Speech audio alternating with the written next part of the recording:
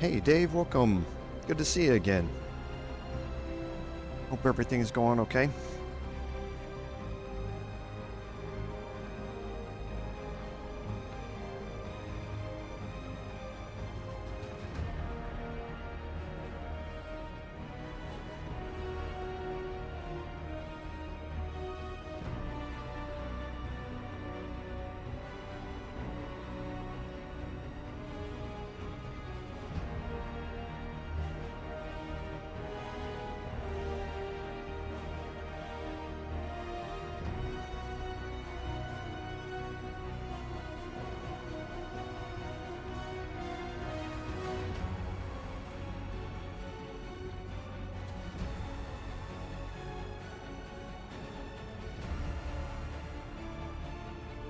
Yeah, I mean everything's going okay.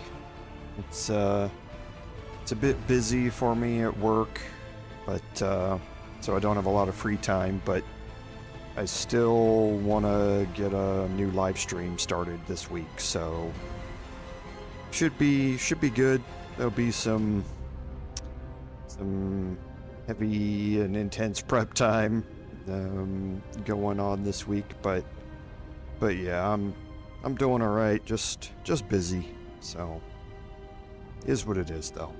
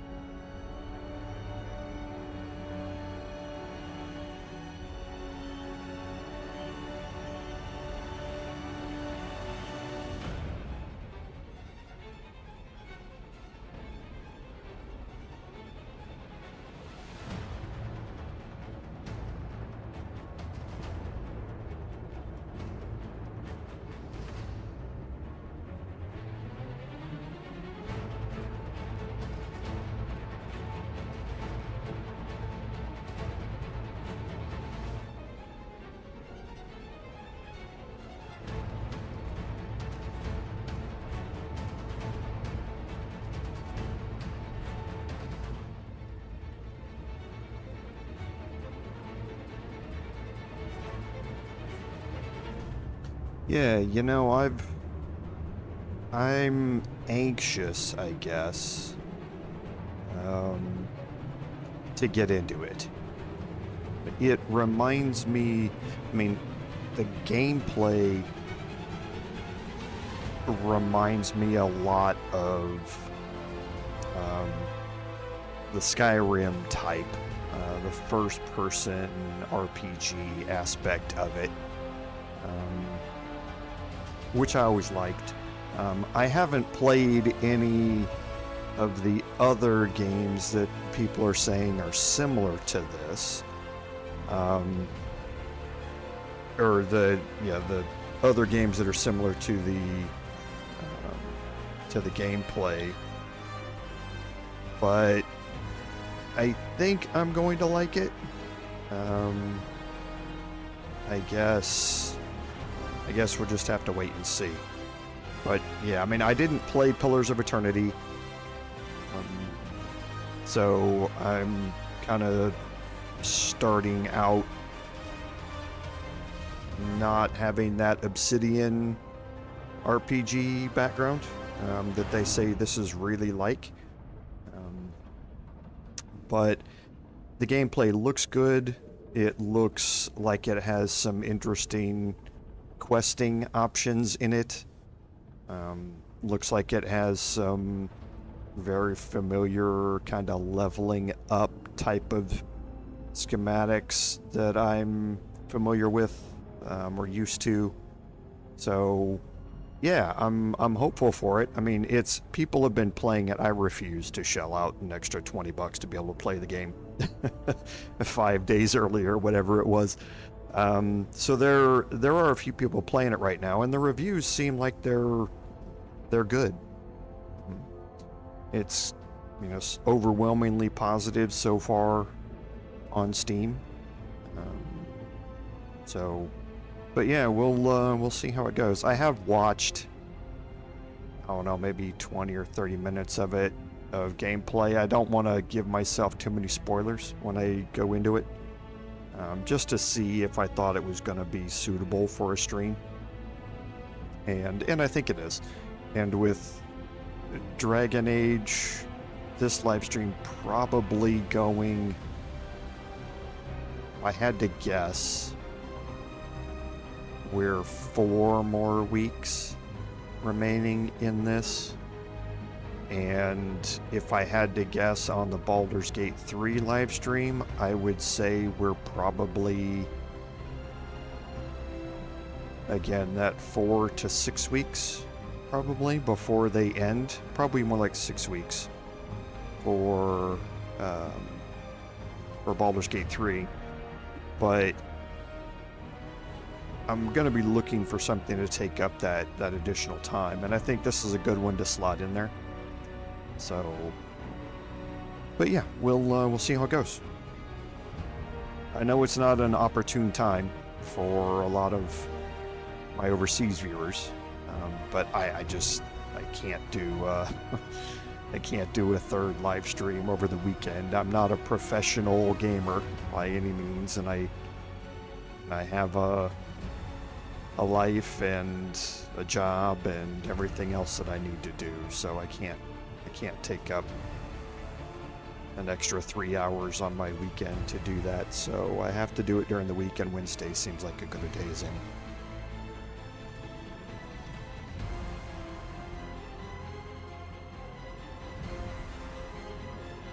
But have you looked into it any yourself? Are you gonna be playing it on release day?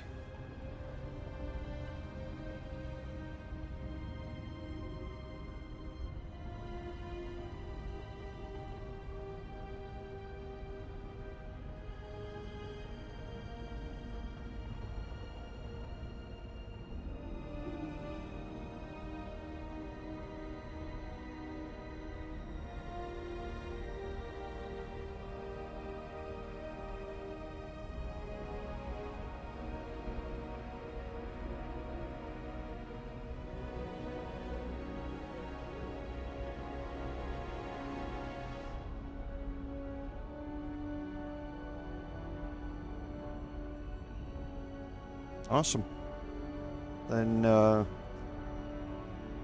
you and everyone else plan to be able to point out all the mistakes I make as I go through it.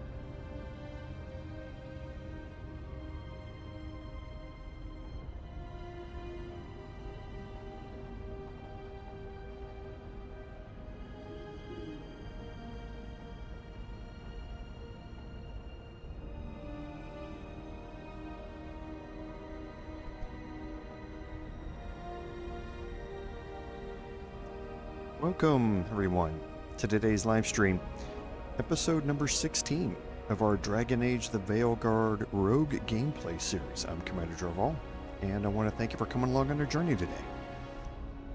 So, nothing new about the game in admin notes. However, there is an admin note that I want to share. I put up posts on social media a little bit ago and on my community tab on my channel about an upcoming third live stream that we're going to have. We've had 3 live streams during a week in the past, and now we're going to be adding a third one back in, and it's going to be back on the same day, which is Wednesday evenings. I'm going to move it an hour earlier than I normally do that third live stream. One, that's because my new job has me working different hours, so I'm able to get home by 4:15 or so in the afternoon/evening here in the United States. So I can start it at 5 p.m. Central Standard Time instead of 6. That is Greenwich Mean Time -6 for those of you overseas. So it's still in the evening. I understand it's not an optimal time for my overseas viewers. I apologize for that, but I just can't give up 3 more hours of my weekend to do another 3-hour live stream during that time. I have too many responsibilities during my weekend, plus my 40 to 50 hour a week job to deal with. So I'm going to do this at the regular day on Wednesday evening. Now that live stream is going to be focusing on I should say newly released and about to release game from Obsidian Entertainment called Avowed. For those of you who have paid the additional $20 for the game, which would have been like $90 retail on Steam, games are getting ridiculous. You've been able to play it for a few days now. For me, I'm not. I'm waiting until the release date, which is on Tuesday of this week, so it'll be a day before the live stream. So I'll get a little bit of playtime on it before I start the live stream on Wednesday. It is a first-person role-playing game. It's a fantasy RPG set in a world called Aora, and I do not have experience with previous Obsidian Entertainment games that people are saying this is modeled a lot after. Pillars of Empire specifically. I didn't play that game back in, I think that was 12 or 14 years ago, something like that. But as I said, it is a first-person fantasy RPG. I have watched a little bit of it and of the gameplay and seen a little bit of it. I'm trying to stay away from the spoilers for it, but it looks like something that I'm going to enjoy. The Steam reviews, which I really don't even care about, y'all should know that by now, are overwhelmingly positive, and it's been getting a lot of good reviews. But for me, again, that does not determine whether or not I play a game. I don't play a game to be fashionable. I don't play a game to increase my subscriber base. I don't play the current IT game just to increase views. None of that matters to me. I play a game because I like to play it. So for now, it looks like something that I'm going to enjoy, so we're going to start a new live stream for it. If you check the About tab on my channel, you will see the time listed for that third live stream, and I hope to see everyone there. So again, that's going to be Wednesday this week at 5 p.m. Central Standard Time.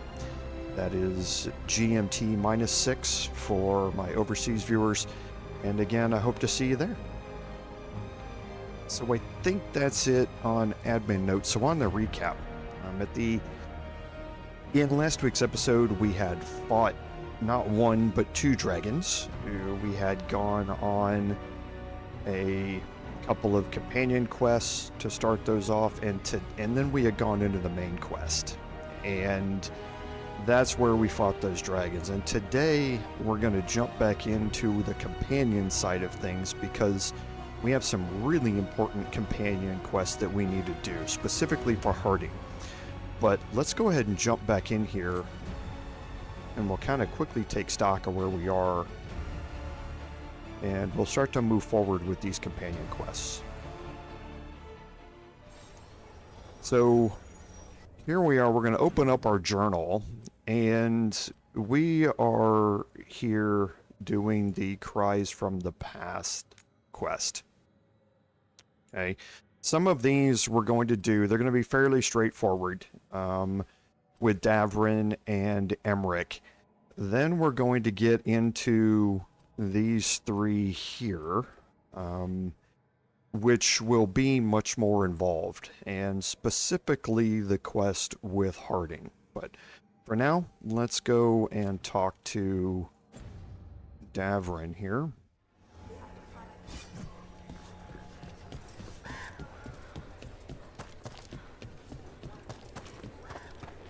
Rook.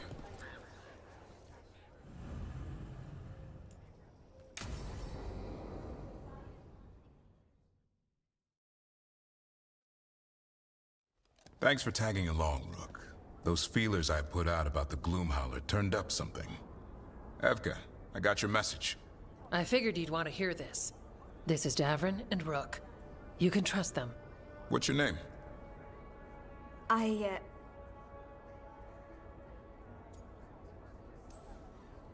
It's okay. We're here to help. Nothing to be afraid of. My name's Valya. When I heard about Weishaupt, what happened... I once trained to be a Grey Warden, but I left before the joining. It's not for everyone. It wasn't that. It's... I'm the one who found the Griffin eggs, before they hatched. I've got about 1,000,000 questions. But why come to us now? I knew some of the Wardens who were caring for the Griffins, Remy and Lancet. I think I know what killed them. The Gloomhowler. It's a Grey Warden, isn't it? An elf. But that's all we know. Yes. Her name was Isaiah. I found her diary. She was a mage. She blighted all the Griffins during the Fourth Blight. What? Upon direct orders from the First Warden at the time. She had no choice. This was centuries ago. Why would they do that? In her diary, Isaiah said the Blight was going badly. The Wardens couldn't win. They turned to blood magic. The Griffins fought harder, longer. I see where this is going. Isaiah didn't want to do it. But orders were orders. It won the war. But then... The Griffins became rabid. They turned against the Wardens. So then the First Warden turned against them. He ordered them all destroyed. That's why they're extinct. I can understand why this Isaiah is so pissed. She felt betrayed by the Wardens forcing her to do it. As penance, she hid the remaining eggs with a protective spell. I followed the clues and found them. That was 400 years ago. She shouldn't even be alive. Her last entry said she'd left for her calling. Then she's probably in the deep roads. Blighted. Twisted. Hassan? I was there the day you hatched. You've grown.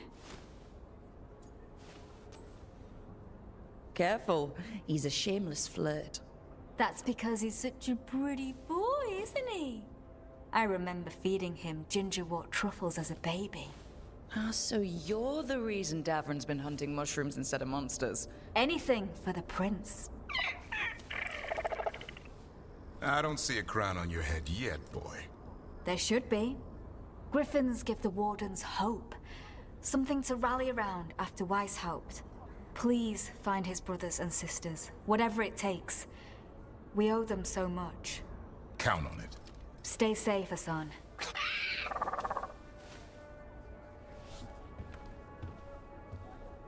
This is good information, but it still doesn't tell us where the Gloomhowler is. No, but the other Wardens will keep looking. The Gloomhowler, Isaiah, can't hide forever. Okay, so we picked up some very important information that's going to lead into the rest of Davrin's quest line, and the choice that you're going to have to make concerning the Griffins. So let's check in while we're here real quick. What are you after today? Okay, so not many valuables here, and I think we're already caught up. Yeah, we are. All right then.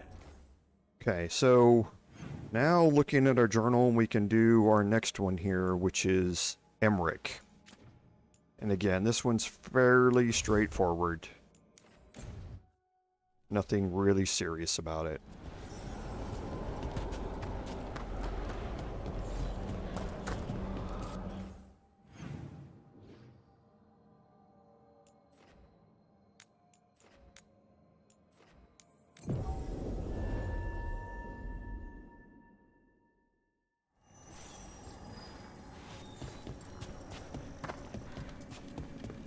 Greetings, Rook.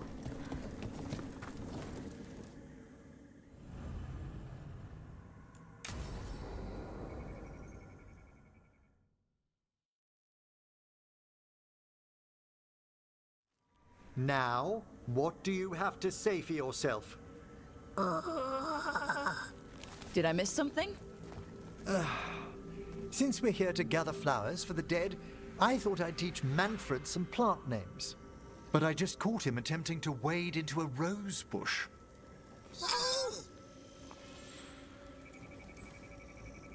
That must have been frustrating. He knows he's not supposed to play in the horticulture. Oh, Manfred. Whatever will happen to you if I pass on?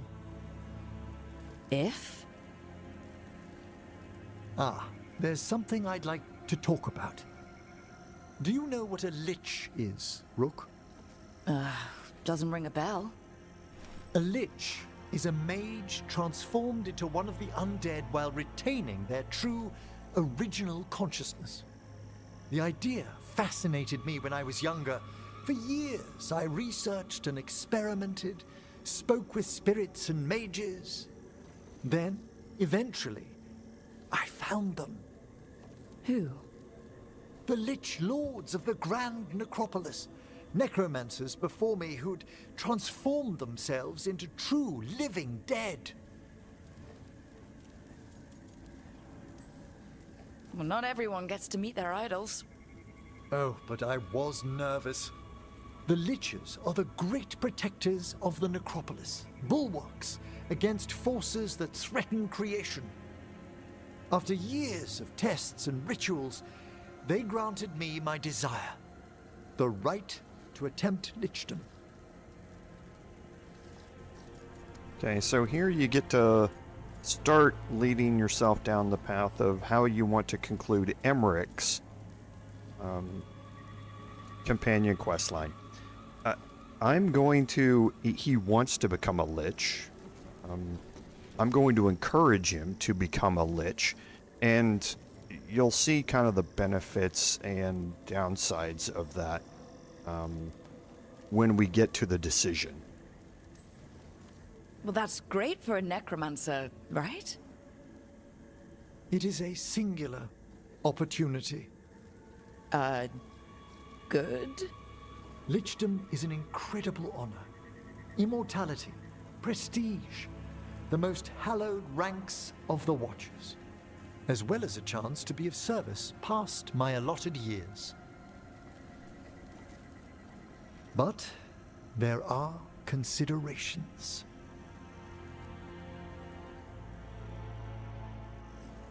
Come, we have flowers to gather for the dead. Okay, but I've got questions.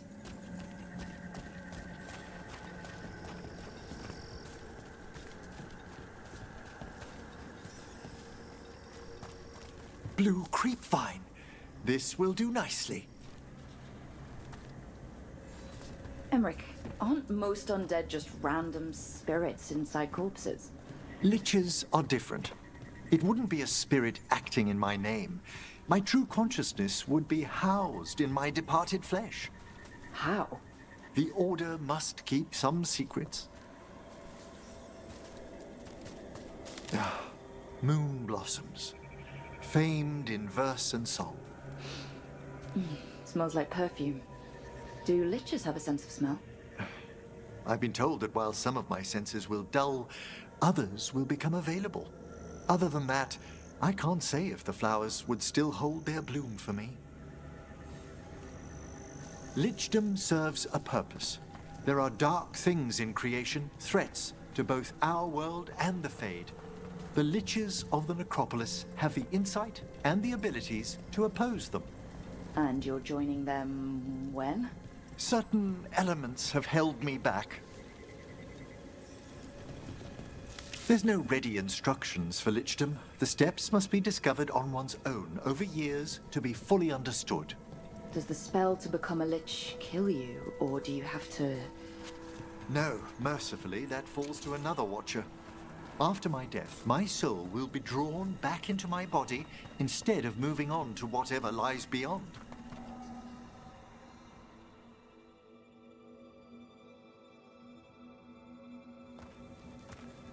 So, what's holding you back from lichdom?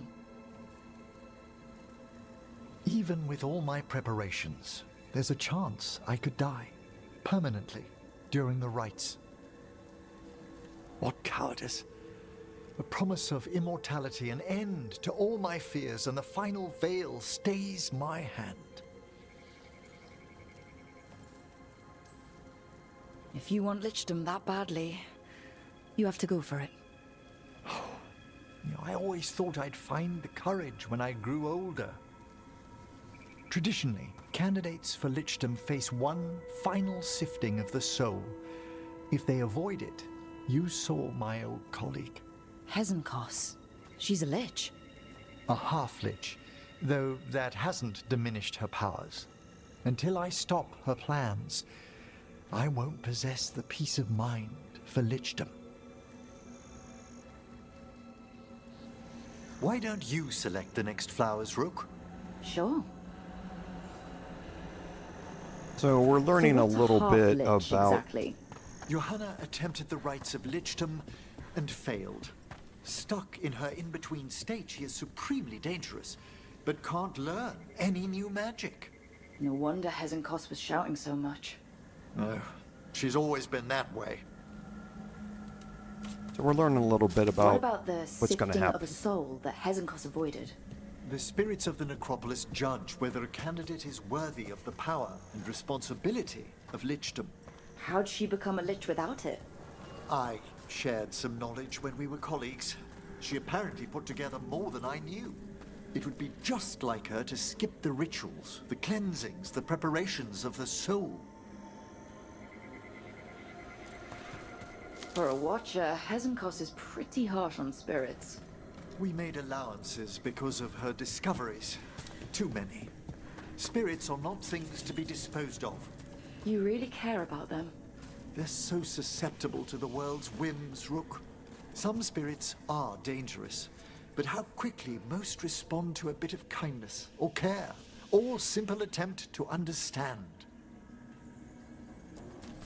For all she's done, I can't condemn Johanna for attempting lichdom. That freedom from mortality, that divorce from fear, and of course, time to read all of one's books. Of course. But how she's abused her abilities. Are my intentions enough to fare better? Worrying's a good sign.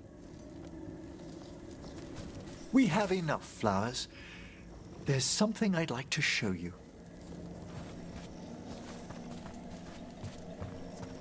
So we've learned most of the consequences of that. There's still one big consequence that he didn't discuss in that dialogue, which we'll learn more about, like I say, once we get down to the end of his quest line. Here we are. Oh, so these flowers are for... Yes. If you could place them on the graves, please. In memory of Rupert and Eleonora Volkarin, they walk eternity hand in hand. After I became a watcher, I erected a proper shrine to my parents. When I come to talk, I like to think they listen. Well, don't be shy. Introduce yourself. Rook, it's a pleasure. Do you remember your parents? Some memories are bright. Others are akin to those dim, early morning dreams one gets sometimes. Lately, I wondered what they'd think of our current course, the choices ahead. Your lichdom. What would they have wanted me to be?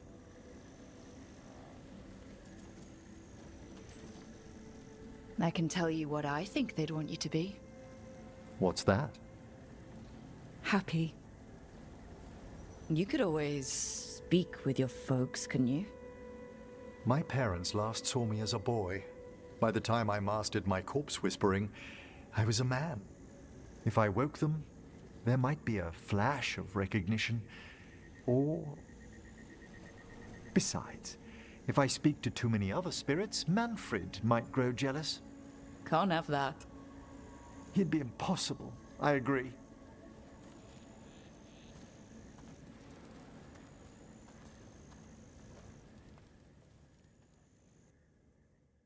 Okay, so that's just a bit of an introduction into what we're going to be dealing with, and it does complete the arrangements quest.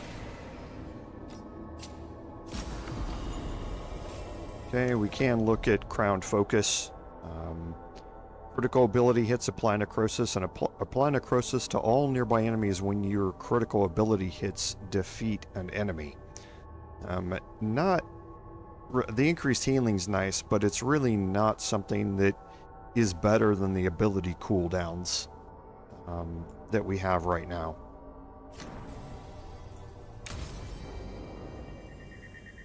Okay, so before we pick our next quest, we're going to head back to the lighthouse and see if there are any more conversations we need to have back here.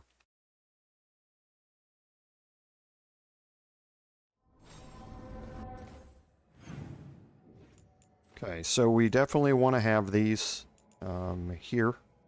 So let's go over and talk to Lucanus and Emmerich. And we got an update from Lavendel from last week.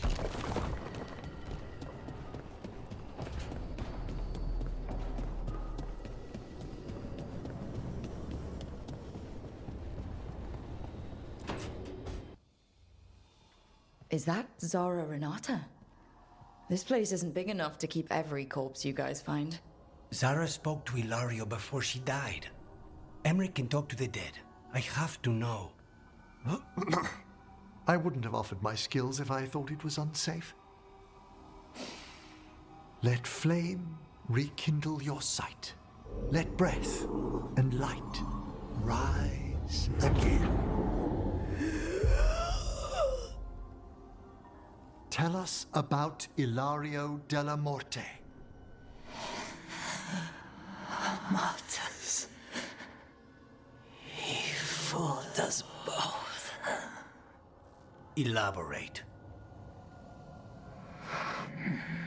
You took what he wanted most in this world. More than coin, pleasure, family. The title of First Talon.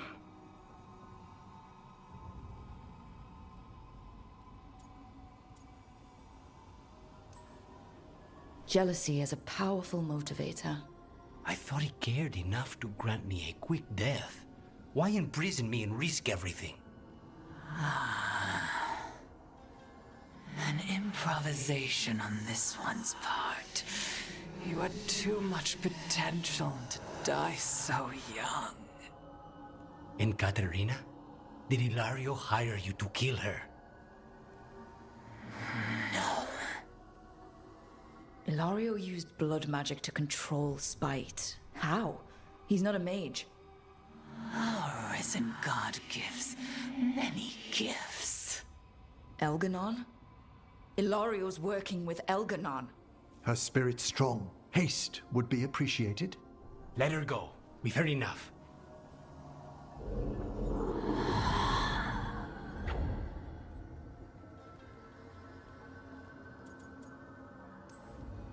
I'm sorry, Lucanus. So am I. What are you going to do? Take away everything from him. Ooh, it's a great cutscene. I love that last line. Take away everything from him.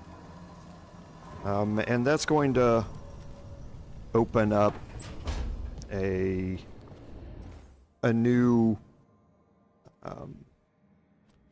thing that we're going to be dealing with after we deal with unwanted guests, and you'll kind of see that play out. So now we'll go over and we'll head to Ballara.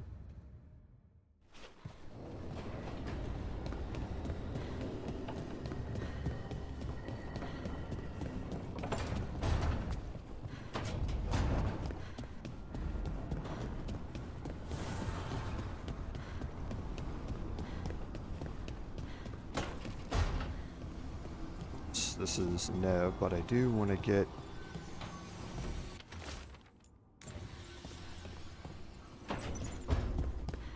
I need to go to Ballara, who's over here.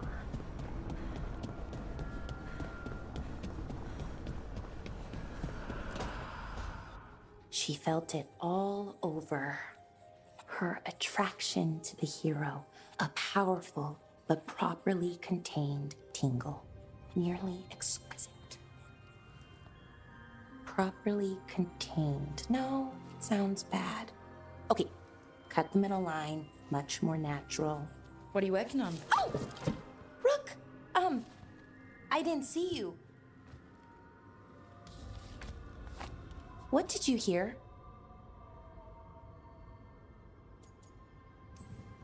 Not sure what it was, but it sounded pretty good. Oh, really? Well, thank you.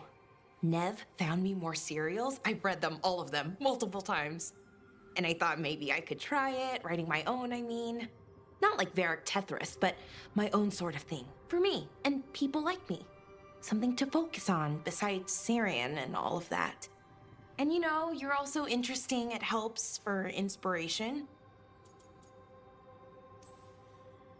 Interesting is certainly a word we could use. But it works. You're fighting ancient gods and everything. And you know the rest. It's impressive. What you've done, I mean, brought everyone together. You're a good person. Really.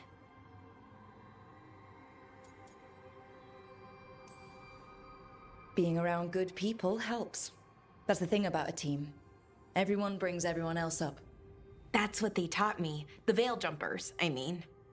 A team's only as good as its weakest link, so you make them stronger. Like you do, with all of us. So, keep being that kind of person. One everyone can look up to. Anyways, thanks, Rook. I'll talk to you later. Gotta finish this scene. Okay, and we should be also getting... There's a level up for Ballara. So we're going to focus down her Fade Bolts line here, and we're going to get the cooldown duration and the granting of quickening whenever a detonation makes a kill. Emmerich here, we're going to level up as well, and we've already gotten his 2 main skills completely leveled up. So now it becomes a question of, do I want to go the healing route or do I want to go the time slow route? And I think I'm going to go the time slow route here with Emmerich. So we're going to start with 25% damage increase whenever time slow's in effect, and I'm going to gain 50 momentum when I'm getting time slow during combat. So let's also quickly go through and see what relationship level everyone is at. So 6, 8, 8, 7, 7, 6, and 6. So I'm going to kind of focus on taking Ballara, Neve, and Tosh along with me on some of these on some of these quests as we go along here. So Balara, Neve, and Tosh.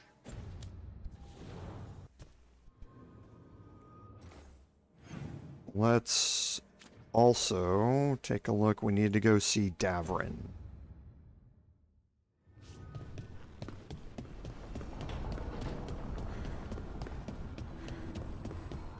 We'll stop on the workshop on the way out.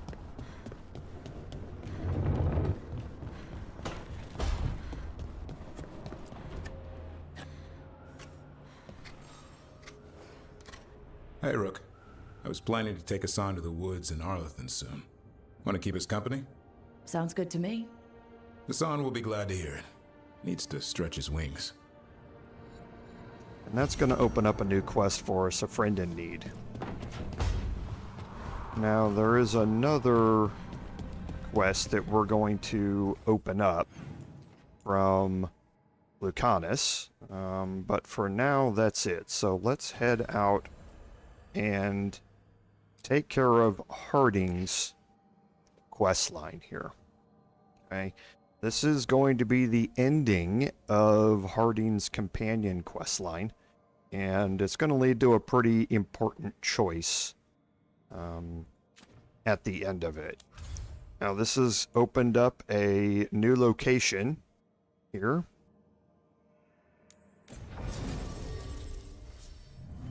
Hardin has to go, and we're going to take Tosh along with us, I think.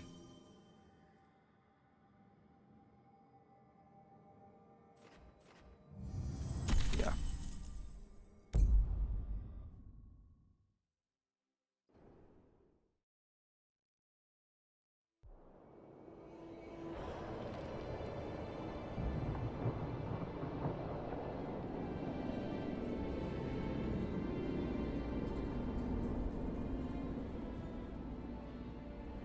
The missing dwarves started their patrol here.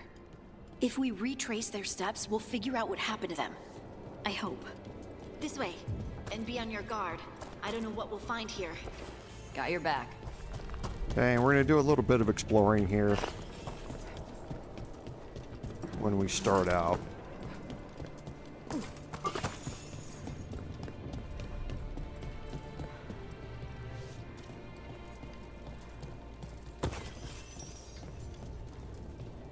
As with all BioWare games, always turn around and look behind you when you start into a level.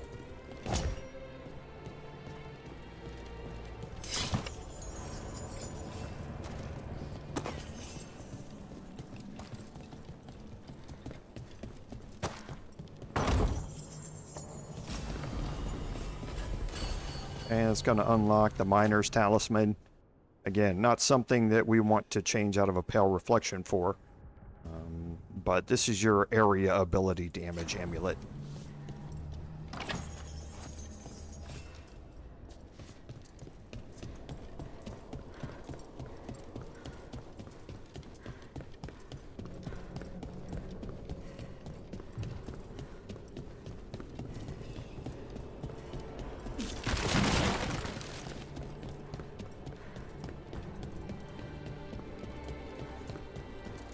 Okay, it's just a little looking around.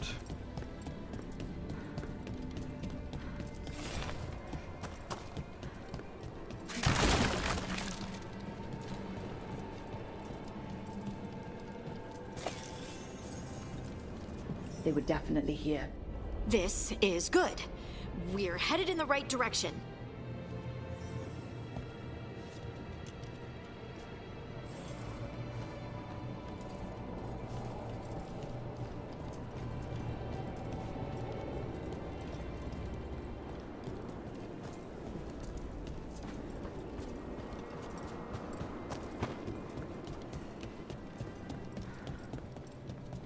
Okay, so a little more searching here, off to each side. Don't forget the memento. The entrance to the deep roads is through here. Let's go. And it should be about now that you'll be getting the achievement for it. And for turning in, I believe, 80 mementos or something like that. So if you've been following along, then you about to this point you should be getting there.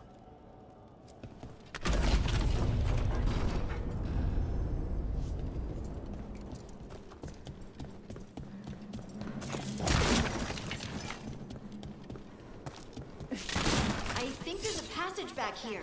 Stand back. I'll move this rock aside.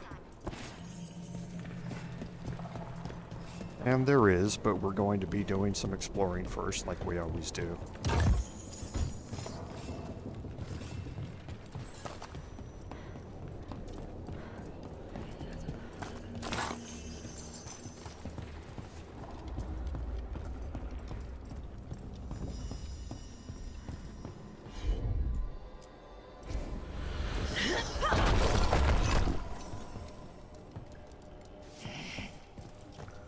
Dark.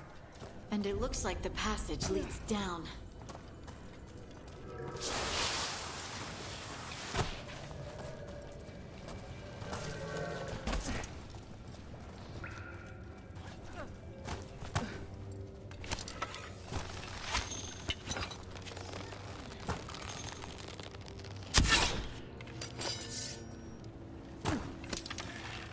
Undead? Why are there undead things here? Thousands have died in the deep roads. That's not what I asked.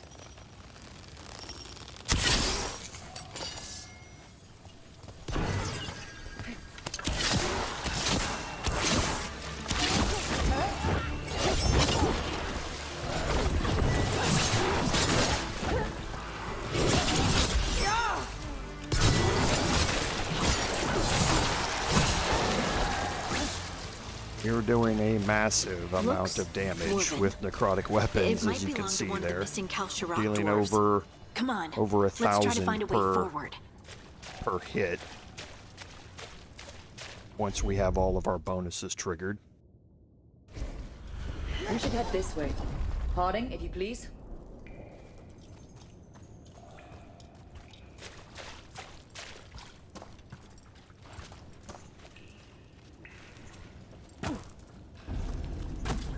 This rock, it feels...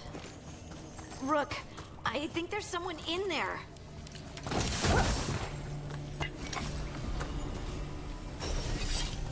Okay, the short bow increase for her is dealing 25% more range damage. I don't need any more range damage. I don't focus on it enough.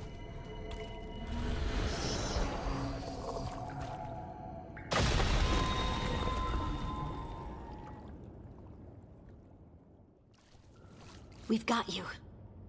You? It's you?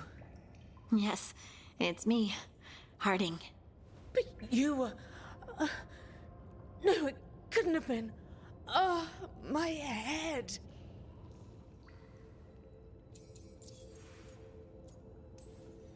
How did you survive in a rock?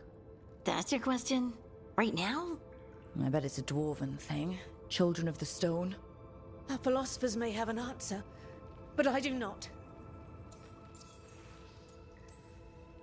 Can you tell us what happened? We were on patrol. Stormrider thought he heard something. Someone weeping, he said. He left to investigate. Never returned. Soon we all started to hear it. The weeping, the whispers. Something took me as I rested. A shadow tinged with red. The last thing I saw before suffocating darkness. Just rest. You're no longer in danger. Something's still out there. But it's not after you anymore. I understand.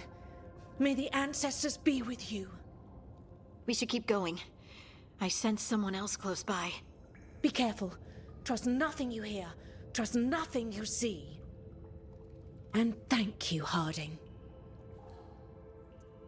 So they're trapped in red lyrium cages down here, which is interesting. Stay here. You'll be safe. Come on. I know there's more missing.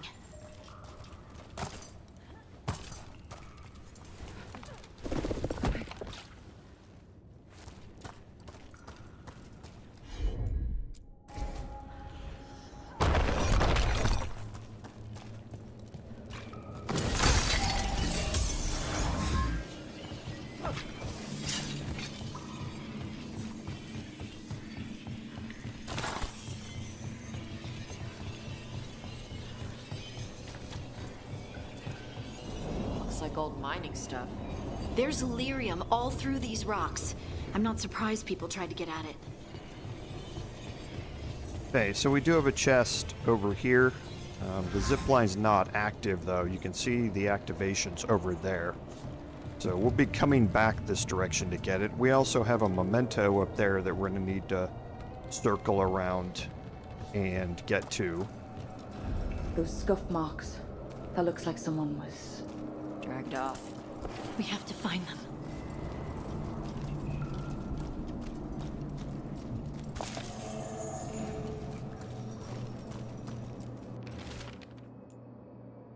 Okay, so patrol gone south.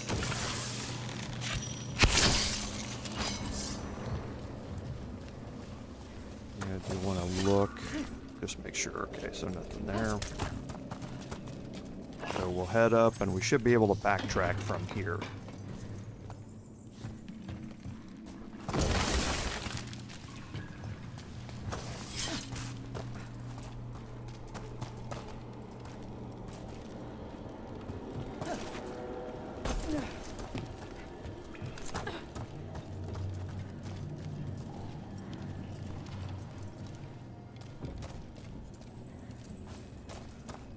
And here's that memento that we saw.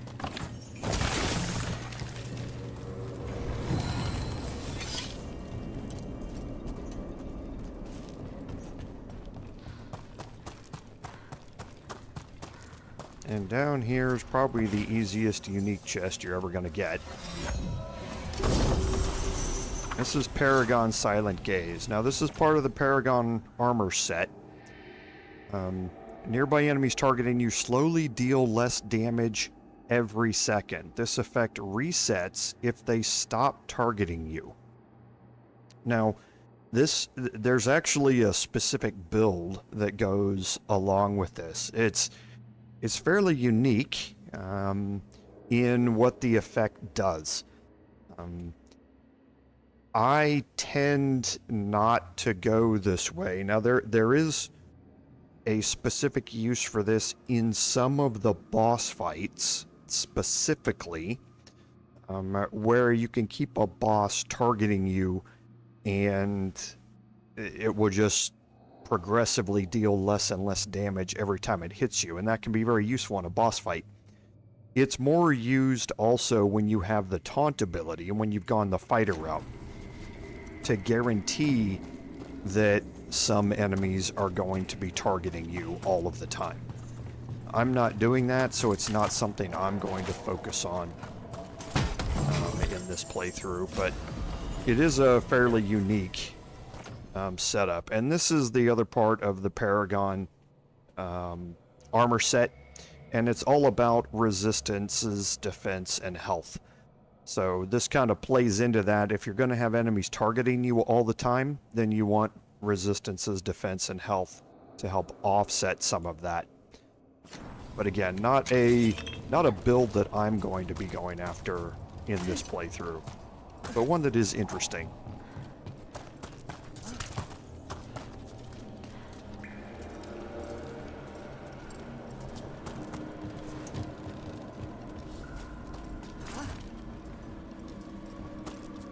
Okay, so we'll head back up here.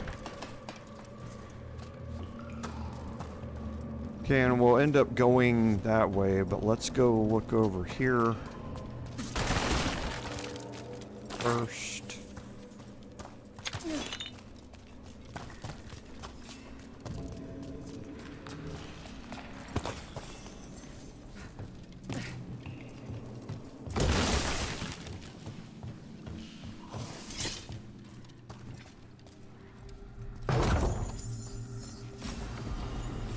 And that's going to upgrade our jumper's belt to max. And this is, again, your electric damage belt. Now, there is a trinket that one of your allies can pick up that turns all of the damage that they do into electric damage. And this can be useful when you do that. For us, though, the plus 25% advantage duration is just too big of a bonus for us to pass up.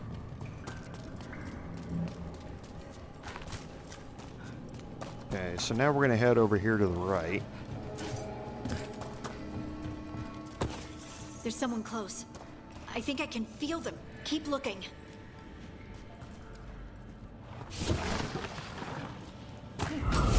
Now demons? Demons. Something's got 'em riled up.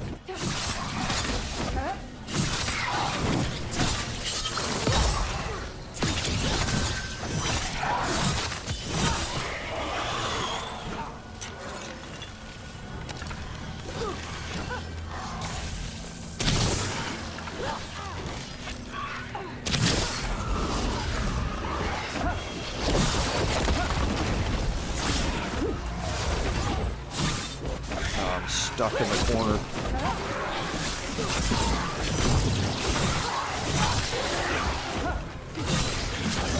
Got him ready for you. Okay, so we're going to combo this.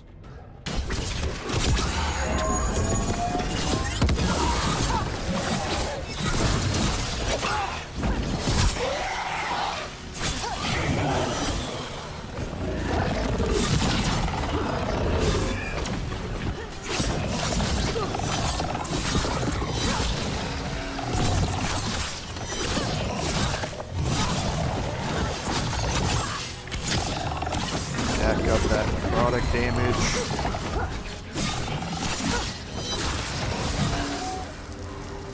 Now you can really start to see how this build comes online here.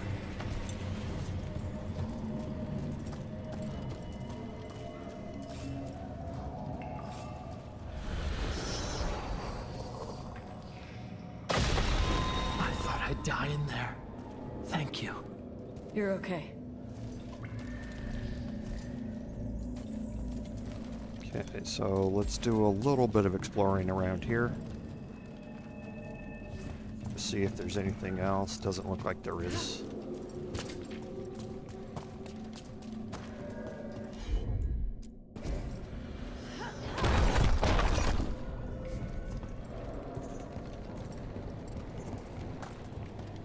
We should have full ultimate. We do.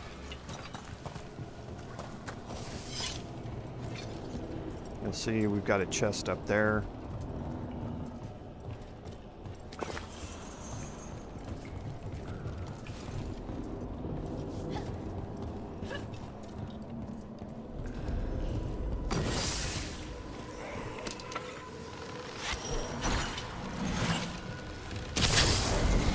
And I can one-shot mages now.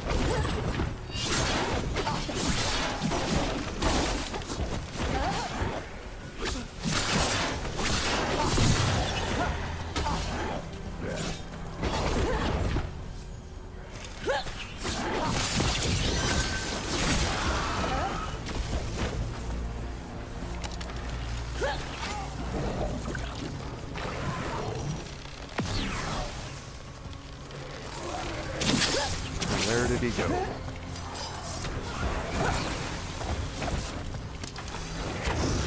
All yours.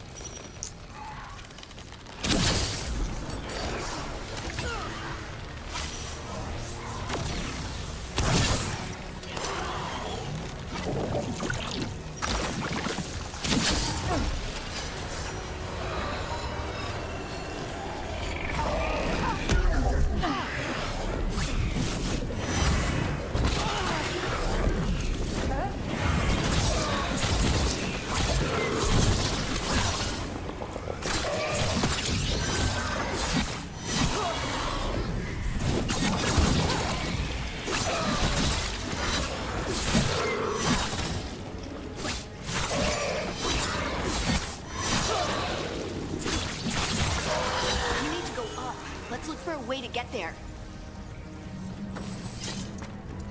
Okay, so let's go grab some more health here.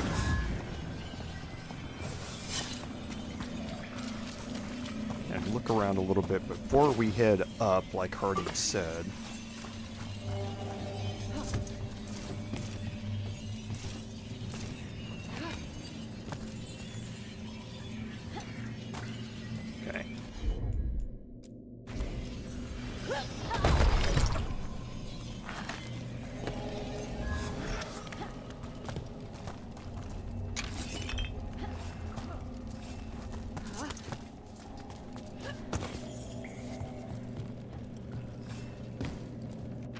Okay, you learn more about the expedition.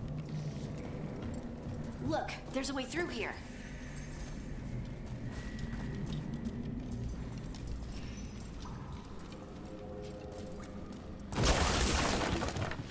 Here is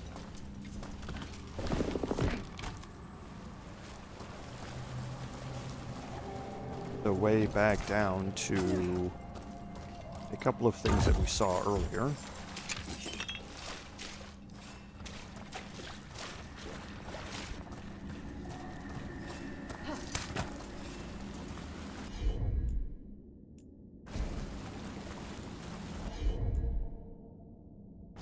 Why?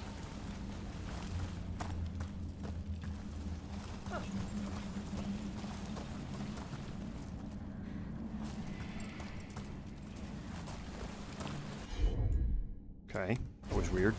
You're safe now. Hardin, what's happening? It means we're on the right track. Stay here. And I missed the You'll jump. Be safe.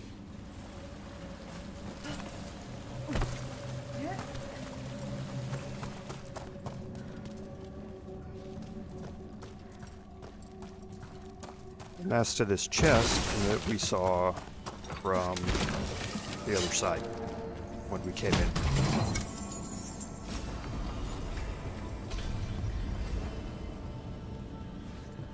And it's going to unlock zip line here.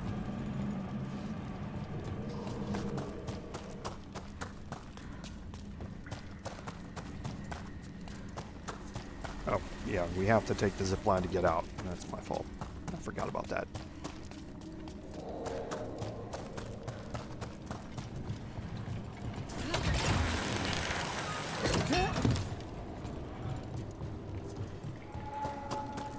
Okay, so we'll just make our way back.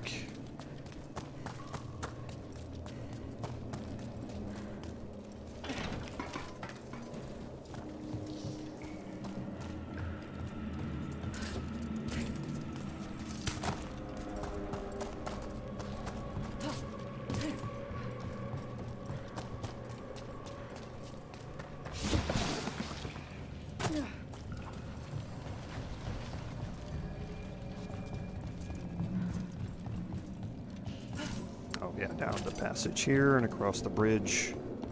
And that chest is the one sitting up there that we just saw.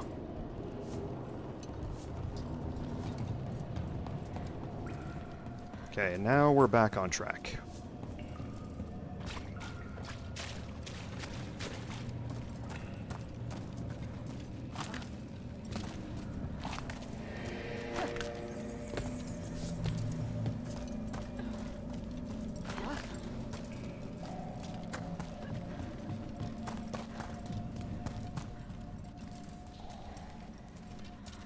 Now here, instead of heading through there like we did last time, we're going to continue on this way.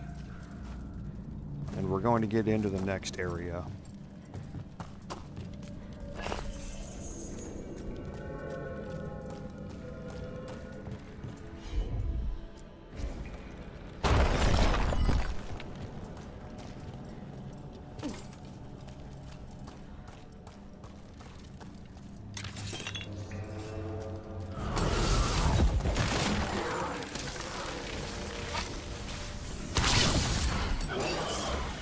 Being able to one-shot the mage types is so useful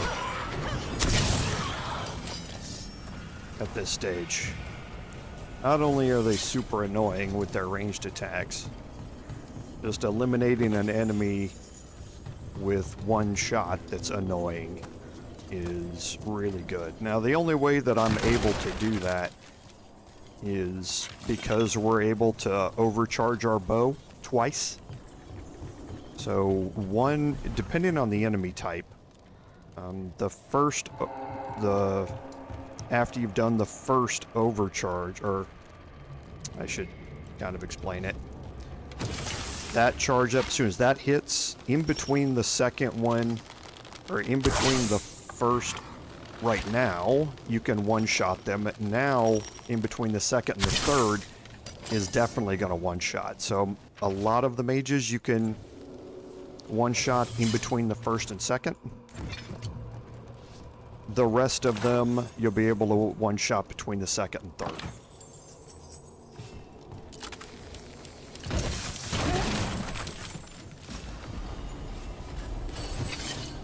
Okay, and again, the golden cask, not something that we're going to be focused on for this build.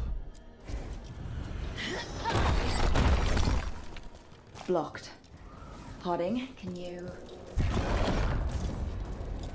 Thanks, Hardin. That wasn't me, Rook.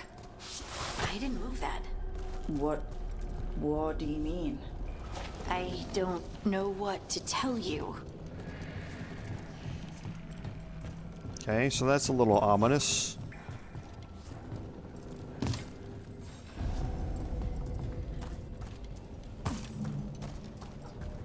It smells different. We can worry about that later. Demons coming. Okay, so let's try and get this combo off. I don't know if we will. Oh. Okay, so we did get it off.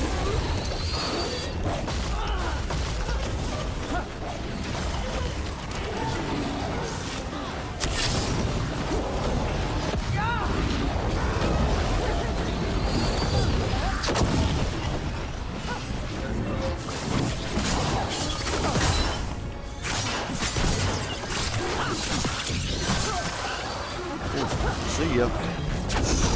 Loosen the lid for you.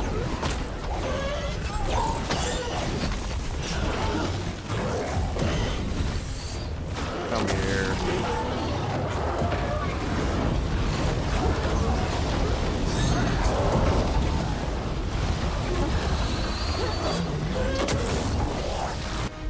Oh, that's gonna be bad.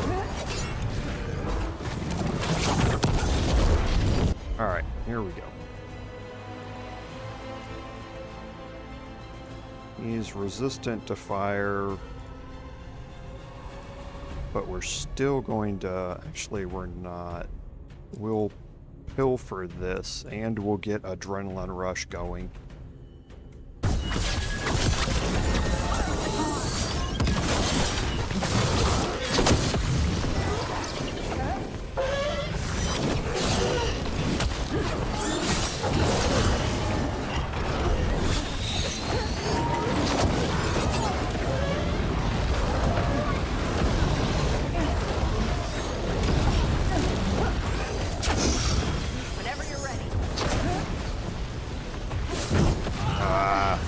Thought he was only going to do 2 and he did 3.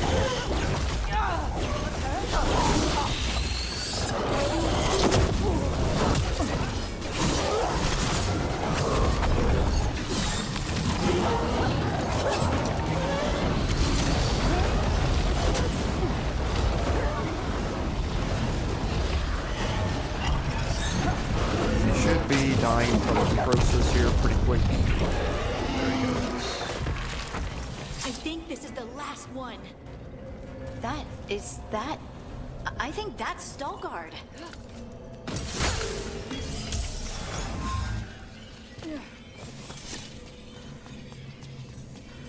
I do want to go... Okay, so that's just that way up and around.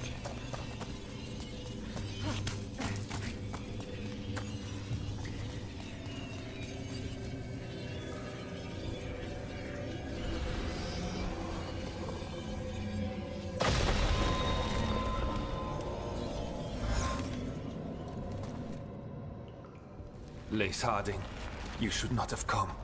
You needed help. We had to do something once we knew you were in danger. You are both fools, and I am forever grateful for it. What happened? The memory is clouded. I recall a cry in the shadows, and then nothing. I awoke in darkness, pressed against the stone. No room to even breathe. Time lost meaning. There was a voice in my ears murmuring in despair. Did you recognize the voice? Who was it? A shade. A rot within the stone. And it's after me. The only way to stop it is to face it. Don't. It will consume you. You, mister, need to rest. I'll handle it. Farther in. That's where the Titan's heart is. That's where I have to go. That's where it ends. The Titan's heart? Are we in an actual Titan? How do you... I just know. Well, we noticed that from the beginning of this, when you saw the partially exposed body of the Titan, very reminiscent of the Eternals. Whatever happens, we'll be right here with you. Thanks. All of you. I'm ready.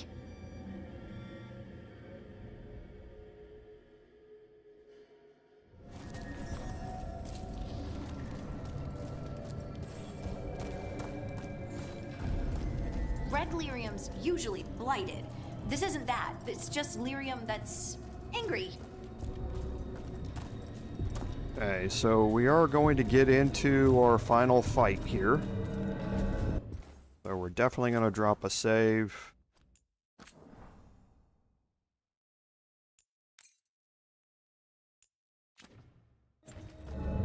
And let's get into it. Crystal veins. That's badass. Over there. The heart. That's where I have to go.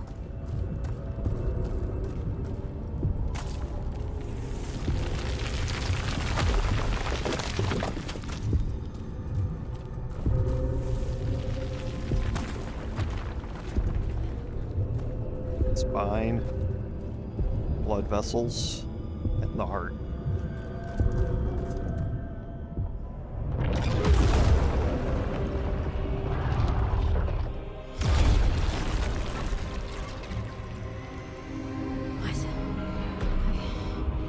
I don't understand.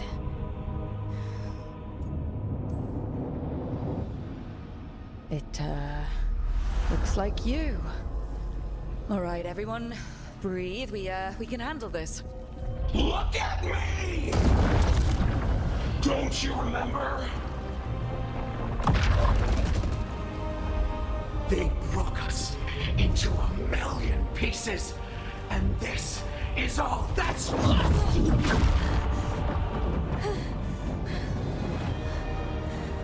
Anger.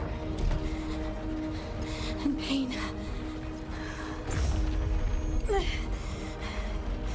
My anger and my pain.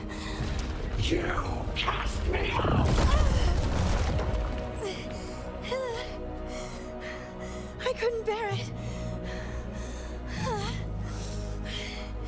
I'm sorry.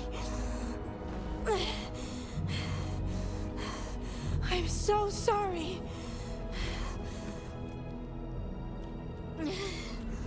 They built their world on the wreckage of us. Vengeance is all we have. Run! A really cool cutscene. I really like that one.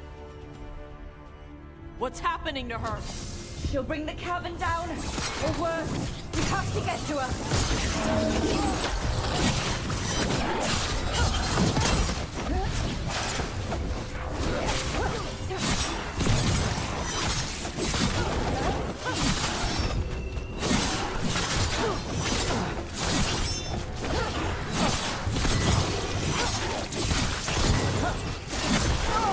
Grace is coming down!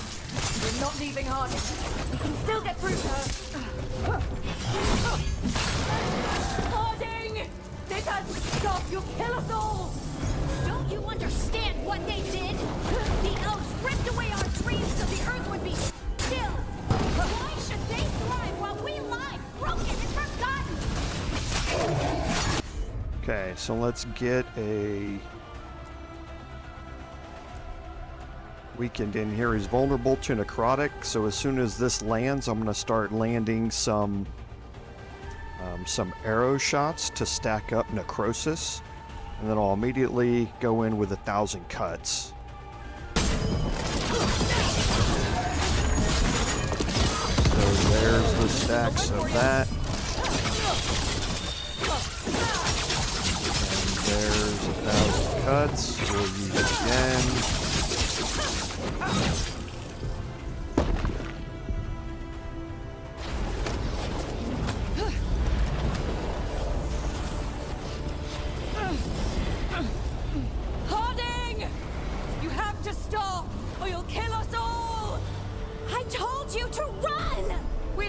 evil behind. I remember all of it. Everything the Avenurus did to the Titans. And now the world will remember.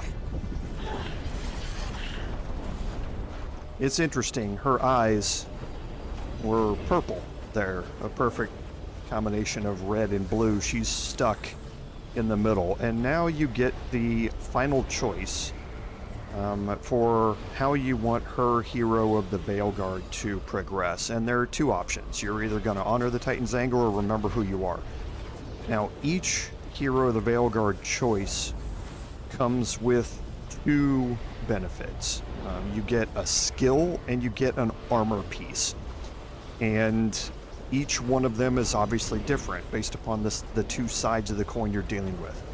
So if you honor the Titan's anger, your skill was going to be called the Stone's Vengeance.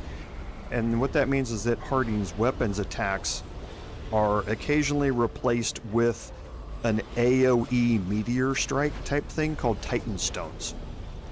And Titan Stones also deal 20% increased damage and apply bleeding. Okay? So it's a powerful offensive skill. I don't tend to rely much on my companion's skills that much to deal damage, but it is pretty good. Her armor piece is called Titan's Vengeance, and that is arguably better, much better, in that detonations that she does will also apply bleeding, and those detonations will deal a 25% bonus to physical damage against enemies that are already bleeding. So if I'm able to get that bleeding started, then her detonations are going to do plus 25% damage. So it's a pretty good set. It's very offensive-minded, and even though Hardin is going to be a permanent member of my party at the end of this, I'm not going to be using her for detonations. I'm going to be using her for enhanced damage, for her adrenaline rush ability. So the detonation damage isn't going to be a big deal for me. So remember who you are. The skill that comes along with that is Heart of the Titan. Her healing ability, Soothing Potion, the cooldown is reduced by 15%, which is okay. However, her detonation damage is increased by 25%. And me and the other companions gain 20% bonus damage and 15% cooldown reduction, which is a massive bonus for us. Her armor piece is called Inquisition Spotter, and all detonations are more likely to disrupt the enemy, so it's going to stop them in the middle of their attacks. This chance for direct disruption applies to all enemies in an AoE area around that detonation as well. Not as useful, but still can be useful. But again, I'm not going to be using her detonations very much. But still, I'm going to go with the remember who you are side of this. You're Lace Harding. You're more than this rage. You believe that the world is beautiful, that people are good. Hold on to it. Hold on to who you are. You took everything from us. And you thought you won. But we're still here. We're different. But we're not gone. We will thrive in spite of you.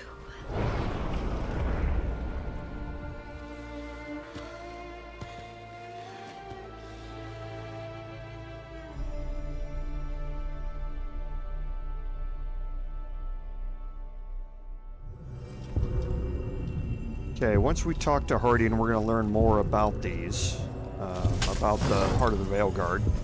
But now we got another upgrade for the Paragon Plate, which we looked at earlier, so now our defense goes up when wearing it. And I don't think there's anything else up here. Yeah, there's not. So we'll talk to Hardin here. That was intense. My mind's still clearing. Anyway, you ready to go? Let's get you home.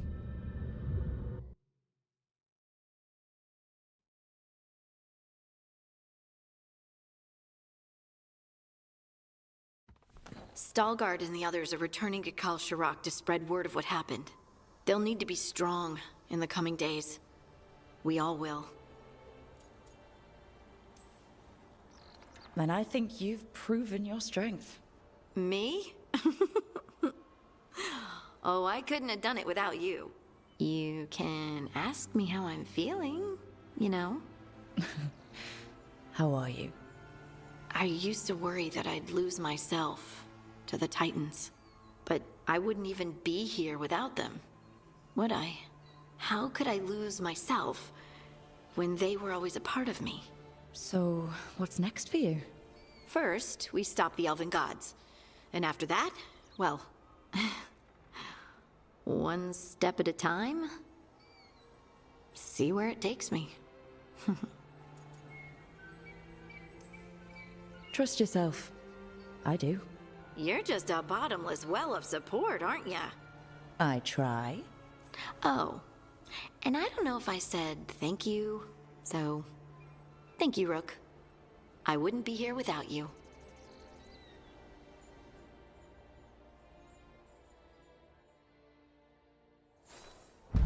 And now we're going to learn a little bit about the heart of the Veilguard.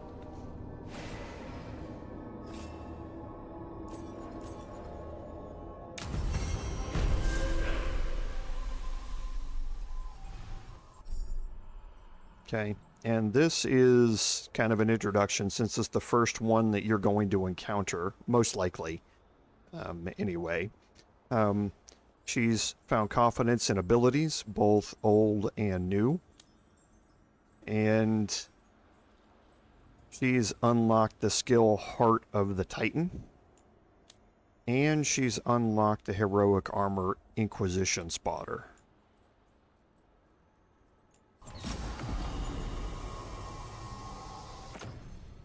Okay, and this is what I was talking about previously.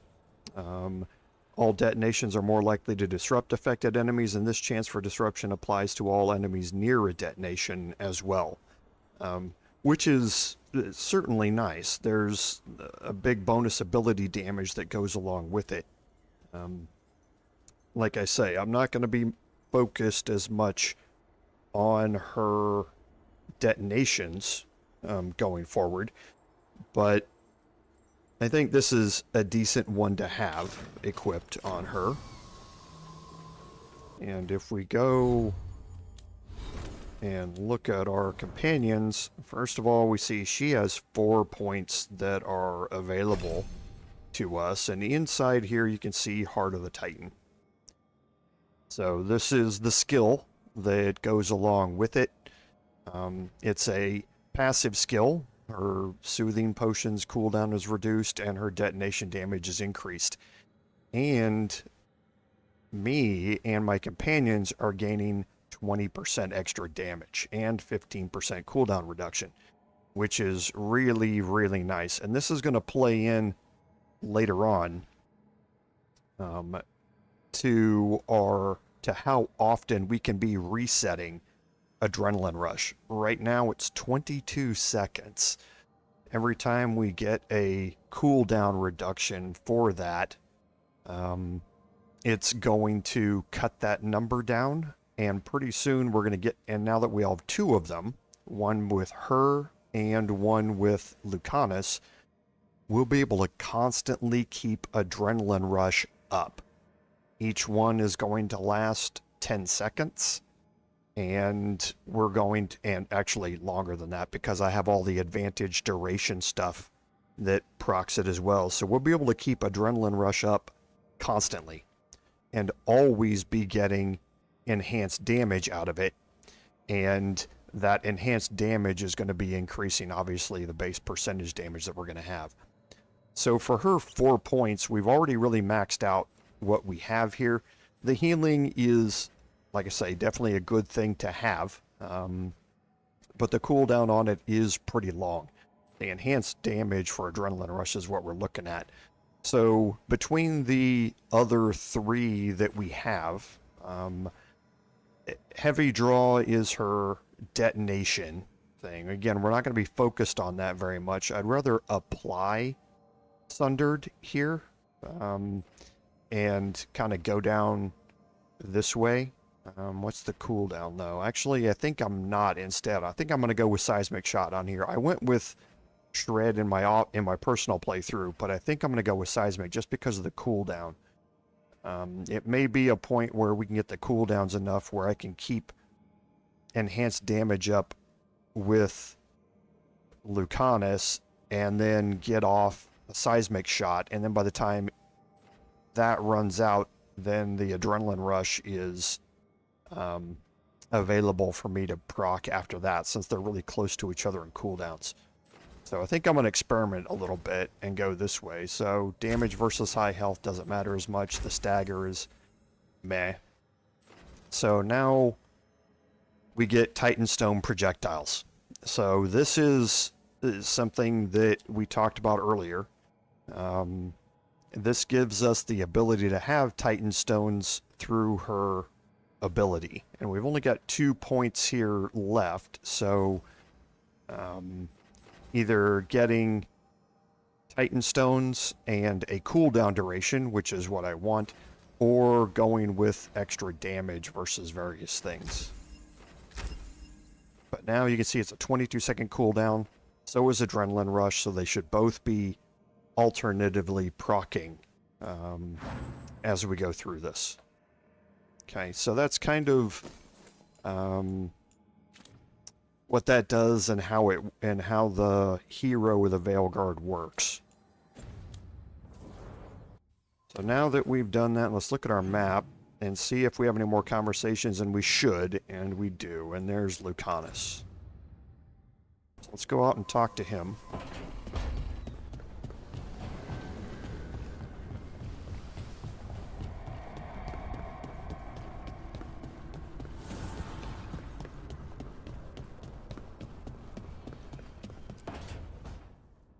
Oh, great. Is it your turn to cook? What's all this gonna be? Paella. Well, 2 of them. One without seafood for Emmerich. So you're making dinner for the team twice. Everyone has to eat. Yes, but you make fancy dishes with names. I cook whatever I find in the pantry and hope no one dies. Cooking is just a hobby. Sometimes it's good to do something that isn't work. I've never really faced any problem too big to solve. Now there's Spite, the gods, Treviso. It's hard to ever feel you're doing enough. But here, now, I have people I can care for. Something as small as providing a treat feels big enough to matter. Okay, and that's going to get us some approval there from Lucanus. So we'll look, all of our conversations are done, but there's something else that I'm going to want to do here.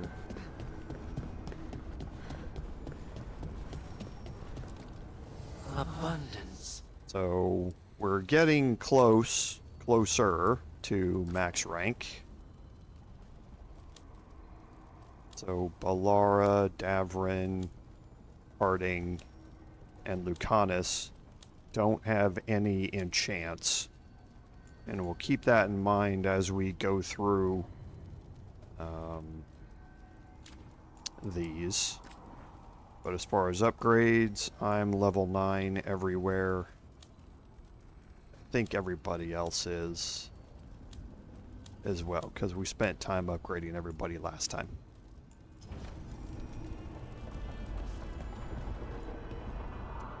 Okay, so looking at our journal, we have another few things to do here. So these get a little more in-depth than the previous ones, and we're gonna skip over Davrin's, and we're gonna go down to Tosh and slaying the Fangscorcher. This is gonna open up another short quest immediately afterwards. And for that, we're going to head back to Arlethan. Now, there are a couple of things. Let's look around here and see.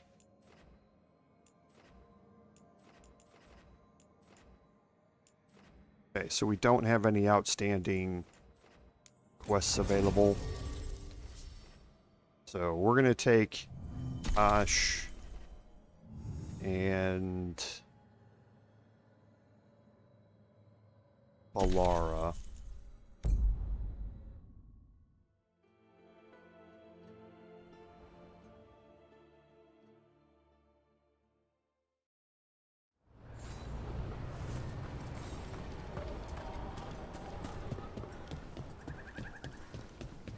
They've got the relic vault squared away well. Okay, so Unwanted Guest is the main storyline. We're not going to go down that way yet.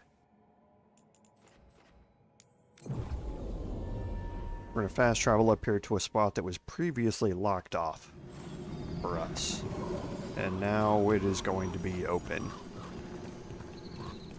And where are we? Okay, so we do have some momentum.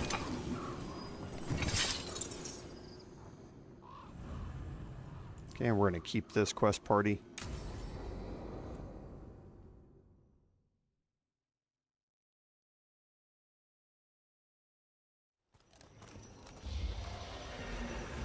All right. The dragon's a Fangscorcher that attacked villages. We're close to her lair. This shouldn't be too bad, right? We fought 2 dragons at once in Hosberg. The dragons we fought in Hosberg were being ordered around by the gods. They were attack dogs. This is a wolf. A big wolf, fighting in her own territory.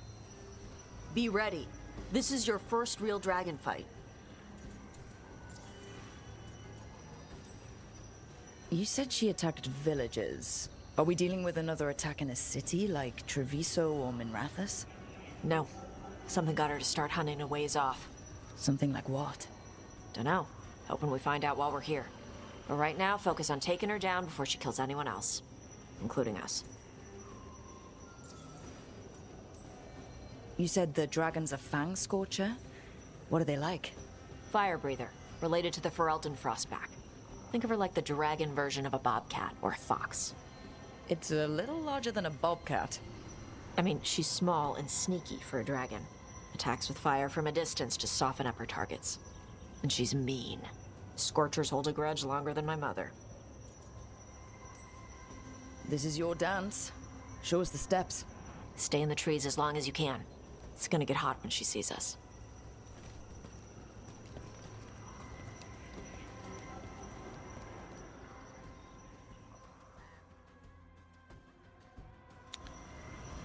Okay, so we're going to get another dragon fight here, and I know how much y'all love those. So here, again, you find out that somebody's Oh, definitely. It's interesting been up seeing here how before the to magic is try more and deal with stable it, in this part of and it was Arlington. Garrick. Does the dragon somehow stabilize the ambient magical energy, or did it pick the location because of less ambient magic? I don't know. Maybe we'll find out after we kill her.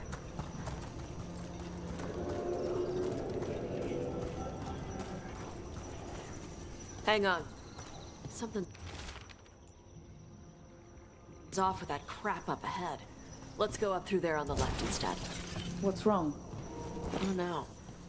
The way that debris is placed doesn't look natural.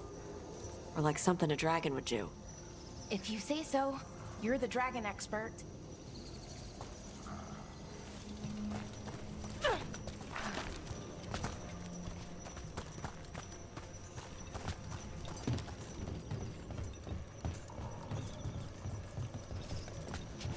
And again, there's a chest up there, which we'll be circling around to.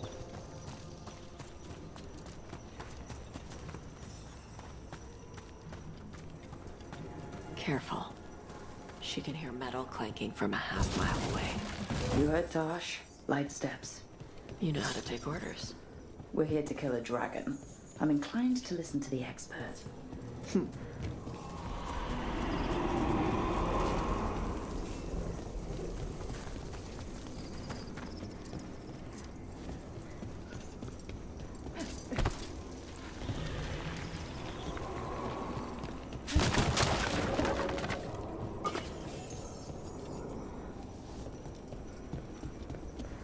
Well, whoops, almost forgot. Need to fall down here.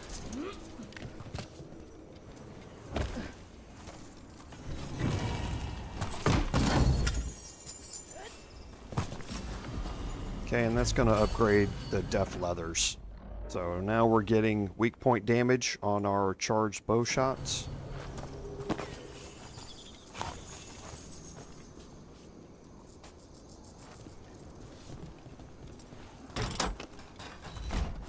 It's going to drop the portcullis for us.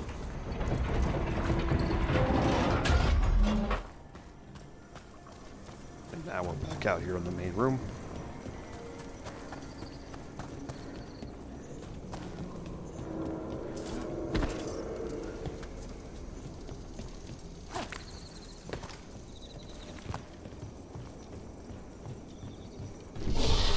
What's that? Hunting call. Spooks prey, so they bolt out into the open. I can see how that'd work. It is spooky.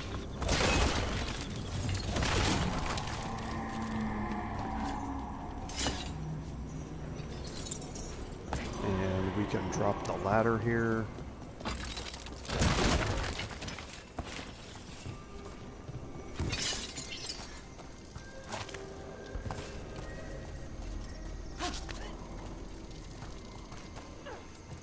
Wait.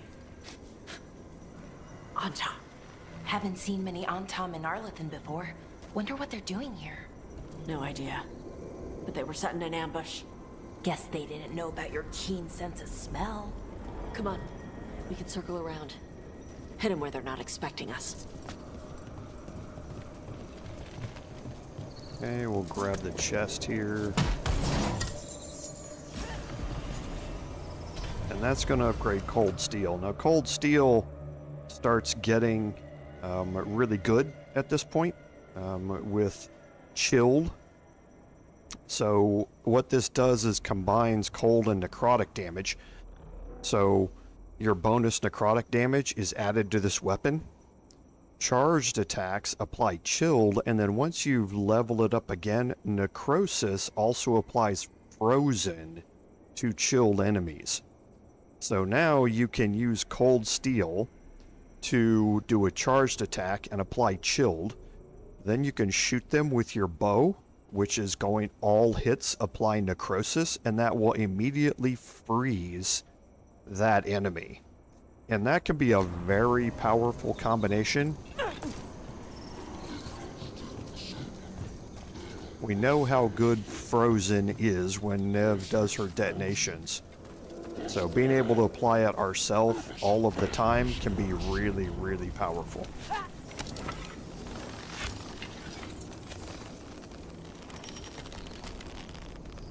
Ah, he saw me. The Dragon King knew you would come for the Fangscorcher.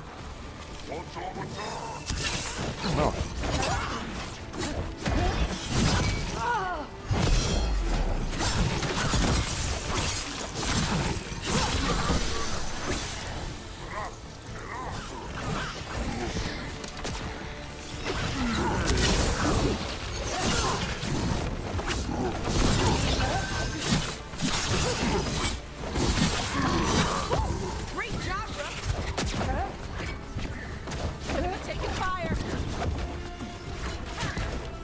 Okay, so let's charge this up.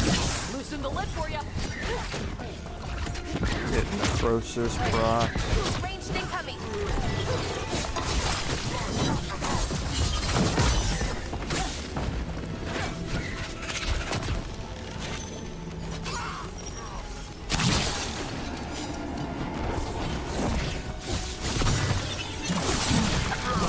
Everyone all right?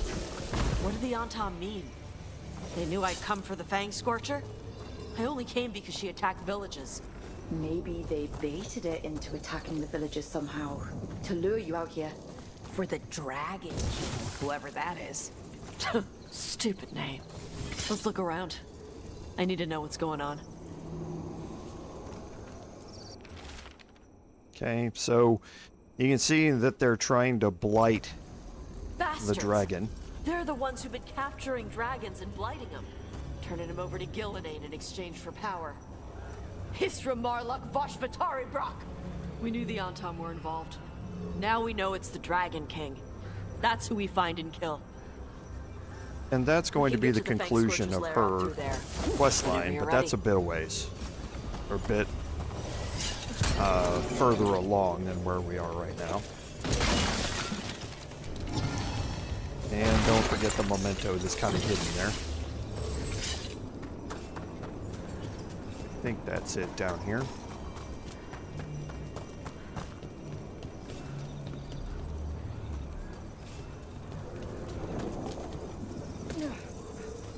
Or is it?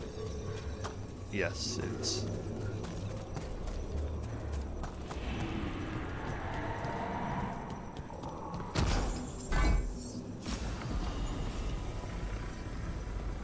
Hey, the Enlightened helmet isn't something that we're going to deal with. It's the shock helmet. It's not bad. It's just not a build that we have right now. Look out! Fire! There's cover on the left. Move!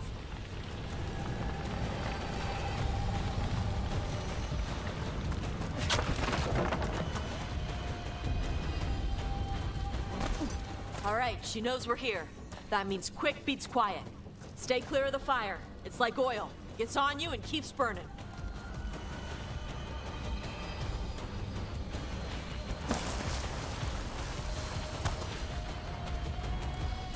Okay, and when we get down here, we're gonna again drop the save.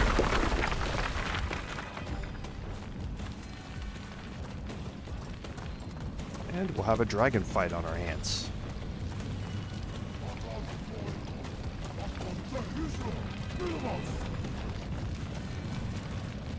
More on Tom. Back!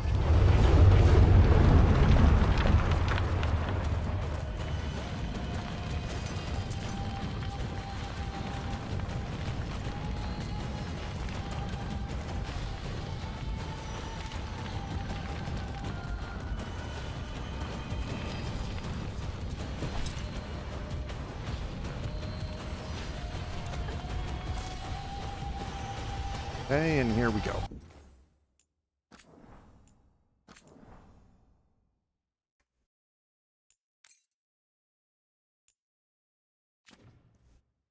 And again, remember that we've got fire-based attacks here from Tosh, but this is a Fangscorcher, so it's probably going to be resistant to fire. But her detonation damage against dragons is what's being increased here. Because of her plate mail that she's wearing. So detonating dragons adds 1 stack to every affliction already on them. So what I'm going to do is go in here, start getting in bow shots to add necrosis, and then do a detonation afterward to automatically up that stack of necrosis by 1 more. And then I believe, I can't remember what she has for her.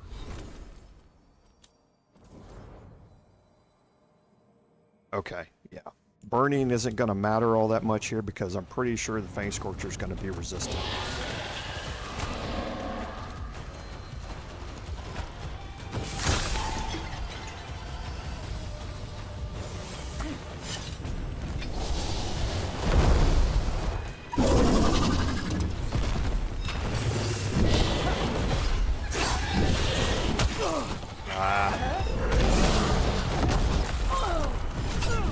Wow, my timing bad. Okay, so we're getting some necrosis stacks now. And now we're going to pull our first detonation.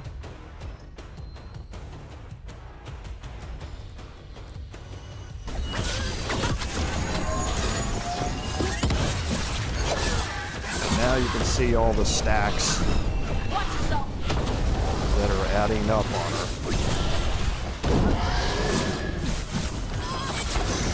Got him ready for you.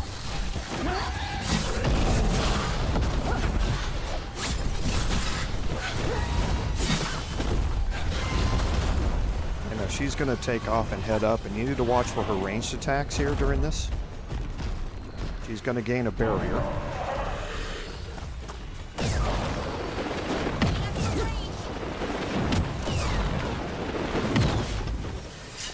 glory.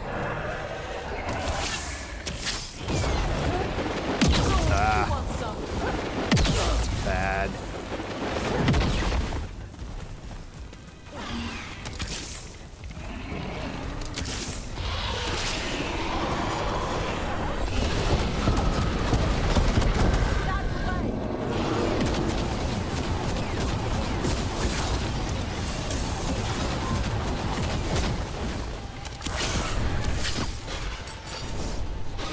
Stack up some more necrosis.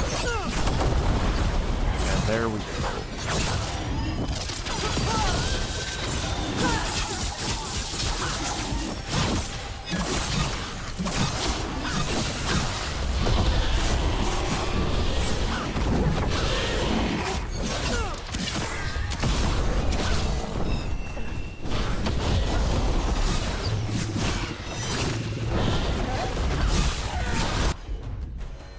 Not now, she's moving. And again, ranged attacks. Ranged incoming.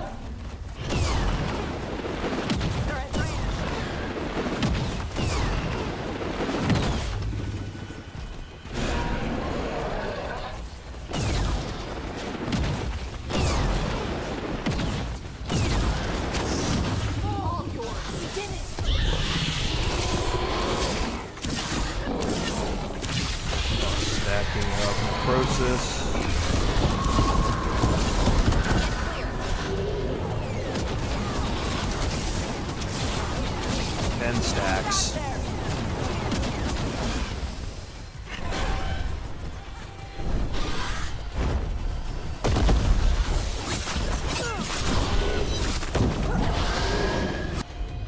Okay, so let's go ahead and get a detonation in here.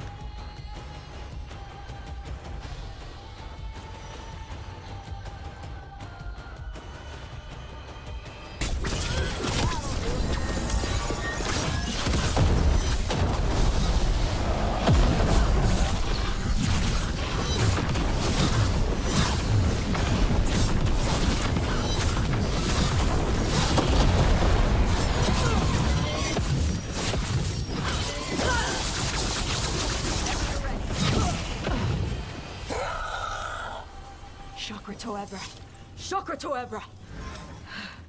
Today, you're dragon slayers. Now let's see what she had in her lair. Probably that big building over there. Easy peasy. High dragons, once you get the, I guess, the methodology for them down, are not really that bad.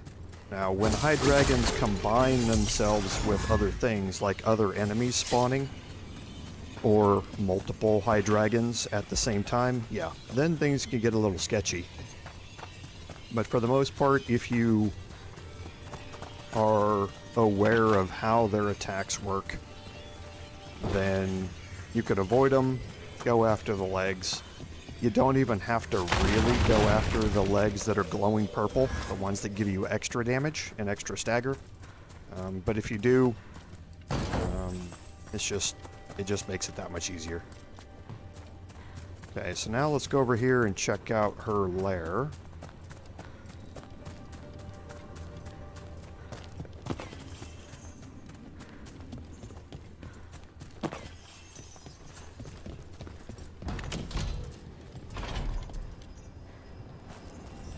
And there's going to be a bunch of stuff for us in here. Including our next unique.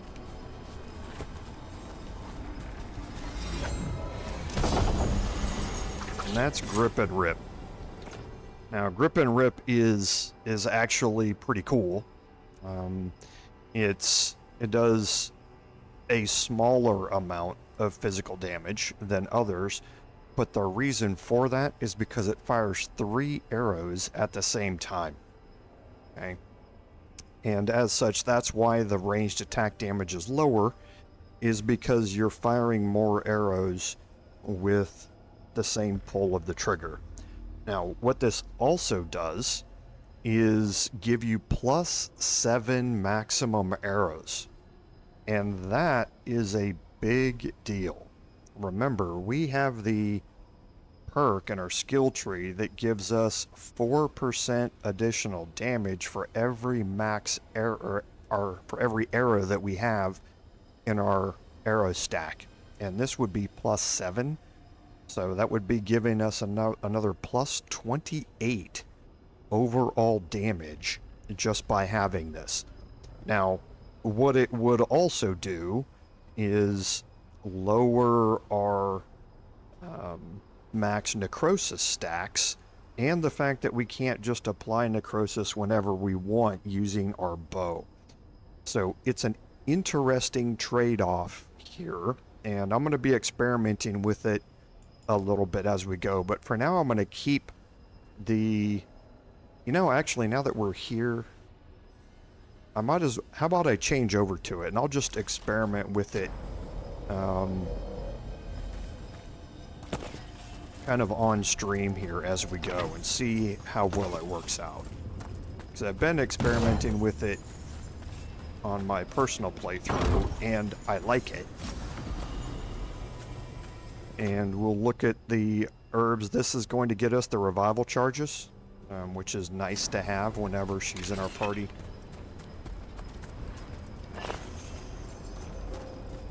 And there's a bunch of stuff just kind of hidden around here, so be sure to do a pretty thorough check of the room. And then you can open up the last chest here. And this gets us an upgrade for the death mask.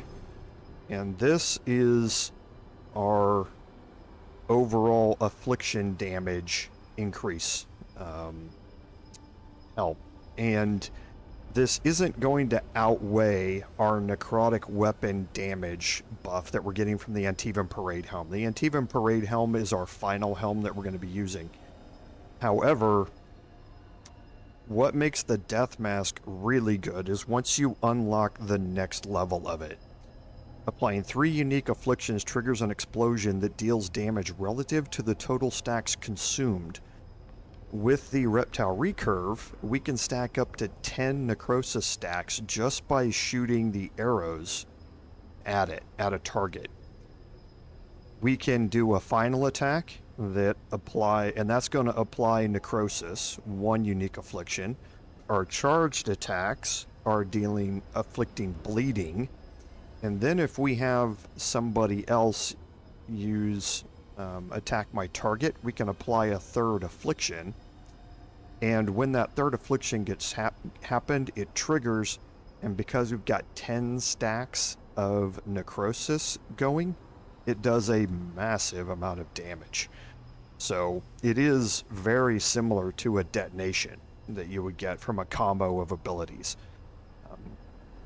It is pretty good. It is going to sap a lot of our weapon damage, and we would be much more reliant on affliction stacking at that point.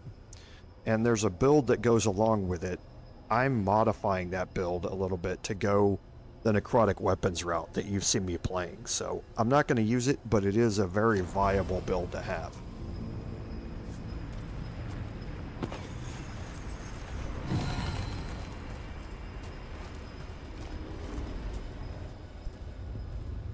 Just tell me when you're ready. Let's head out now.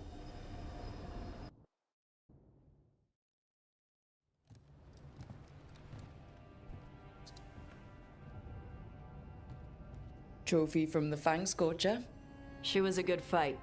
Thanks for listening to me during the hunt. Not everyone does. You know what you're doing. I trust you. Well, you're also taking advice from the elven god of lies. See? Honesty. This is why I trust you. When you were standing over the dragon, you said something. Chakra to Ebra. It's the same thing your mother told you. You struggle the way you are? You must struggle with what you are. It's what she told me when I was a kid. Still does. So I don't let the dragon out.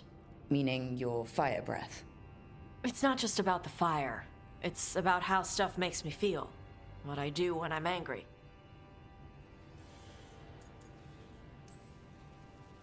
I've seen you get angry. When we first met, I saw you wreck those Arntom who were after the Vincimer. Assholes. But you've got it under control. Barely. I can get this rage where I just have to break something, and I can get stuck in arguments, needing things to be a certain way. The Arntom would have turned me into a berserker, breathing fire across the battlefield, killing anything in my way. I don't want to be that. You never will be. This whole team is here to make sure that never happens.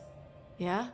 Same as we do for Lucanus with spite or Hardin with her stone powers. You are Raveni. You have the freedom to let yourself feel things instead of locking them down. I mean, we just killed a dragon thanks to you. How hard can anything else be after that? Yeah, I guess you're right. Think I'm ready to talk to my mother about who I really am. Yeah? Yeah. I just killed a dragon. How hard can talking to my mother be after that? Might invite her to the lighthouse. Maybe that way she doesn't spend the whole time talking about that old tablet.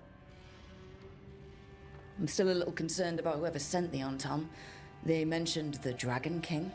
Yeah. The asshole who's capturing dragons and blighting them for Gillenane. I'll ask Isabella to look for him. Still a stupid name. Dragon King. Dragons wouldn't have kings. They'd have queens. The trap had failed. The Fangscorcher was dead. But the Dragon King was a patient hunter.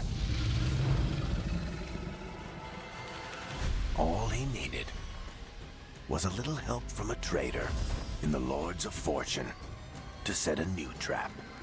And the bait was sure to bring Tosh running. Well, that's not good foreshadowing.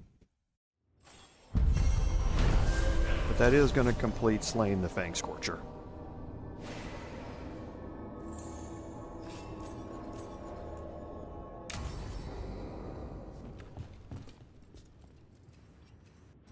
So let's head back to the lighthouse. Because now we're going to start getting some new things that are going to pop up. So I'm going to quickly go around and just see if there are any others that popped up.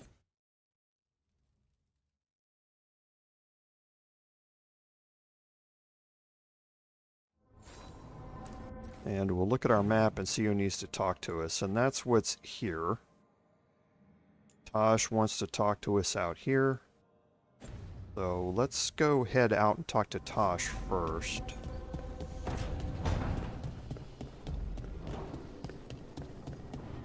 Because once we do, we'll be coming back in here to talk to her again.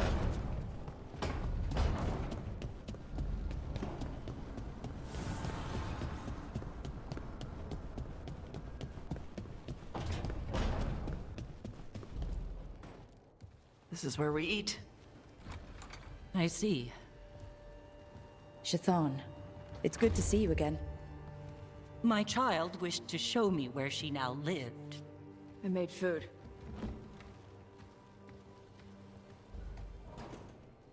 Here. Armada Special. It's what the pirates eat when they come to port. This is too rich for me. Perhaps you could prepare some vegetables. Fine. That's a whole ham. A few weeks in your company, and my child has lost what little civility she had. Yeah, it's a whole half. Who's going to be able to eat all that? Come on. We actually eat dishes from all over. Lucanus has introduced us to demon hair pasta, and Balara made challah cakes. So my child respects every culture except her own. This is what I face for removing her from the Qun.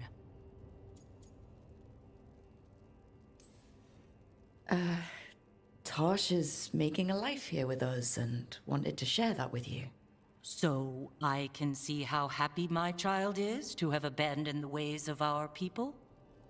You're the one who brought Tosh to Ravine. And to my team, for that matter. If that's not what you wanted... I have failed, yes. I was never taught how to be a mother. Under the Qun, children are raised by those suited to such pursuits. I trained as a scholar. I was taught to think critically, to analyze without passion, and correct mistakes. You need not tell me that I am an inadequate mother. I am aware. Then why did you leave? When I see my child in danger, I act. Here, vegetables. Thank you. So, I'm non-binary. What does that mean? It means I don't feel like a man or a woman. If you are neither a man nor a woman, then what are you? Non-binary. I just said, and I'm going to use they instead of she from now on. If this is because I have criticized your dress or your manners... It isn't!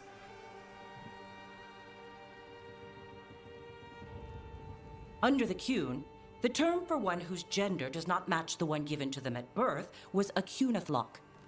Perhaps you are like that. Why do you have to keep picking at it? Why can't you just be happy for me? Evatosh, Chakra Toebra. So I'm supposed to struggle with who I am?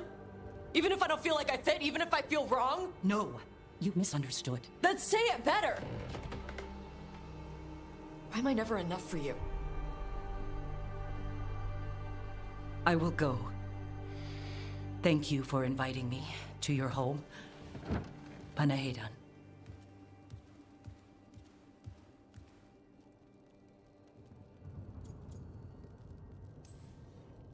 This is just new for her. You need some time? No. It's okay. Tosh. I'm not hiding anymore. How she takes it is her problem. You sure? Yeah. Come on. Don't let food go to waste. So a difficult conversation for Tosh to have with her mother. But I'm sure we'll see that play out in a good way for her as we progress through it. And now this is again, let's go over and talk to Tosh here in her room and unlock a new quest.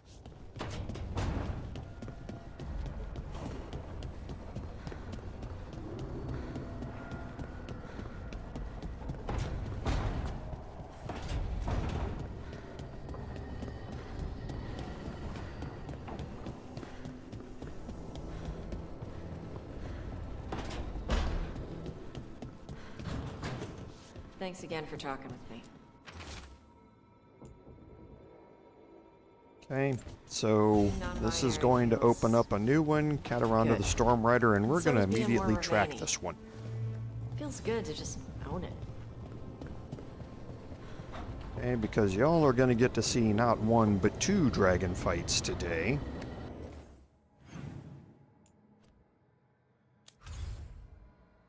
And that is going to take us back to the Halls of Valor. We'll take Tash and Balara again.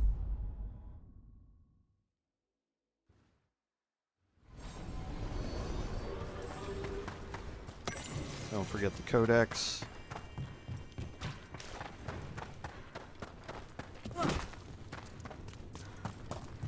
Let's check in here at the Lords of Fortune. Nothing but top So we shelf can stuff rank up over the here. shop again.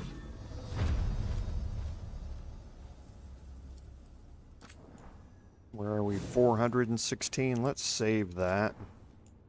And let's get some upgrades here. That one's not one that we use.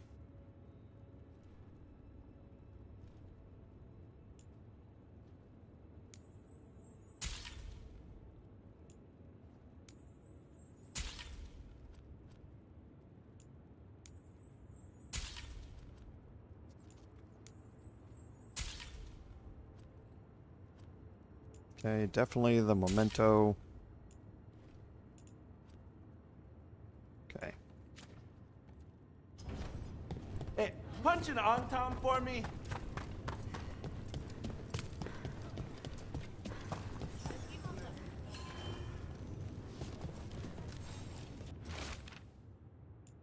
Okay. So here you're trying to find... Stormriders get really possessive about their hordes. She'll be tracking the scent of anything that got taken. Looks like they're talking about a dragon. Kataranda? Kataranda the Stormrider. She's bad. She's real bad. Breathes lightning, like the Vincimer. The Vincimer was kind of friendly, though. Kataranda isn't. She is a bad dragon. Okay, so now we're going to head out, because that's going to take us over to the Ravane Coast.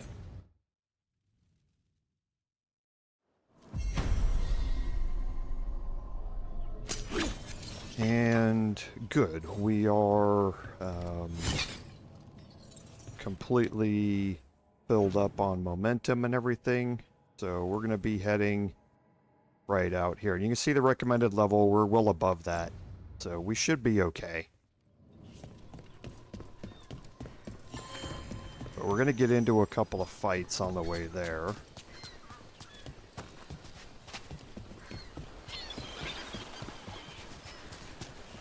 With some undead, I think. Here comes trouble.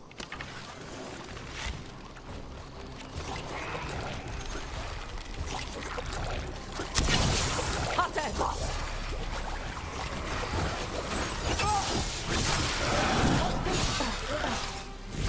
Ranged incoming.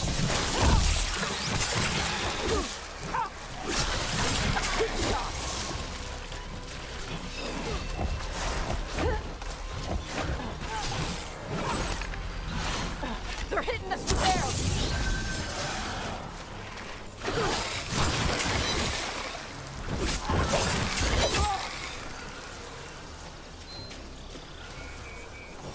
Good work, everyone.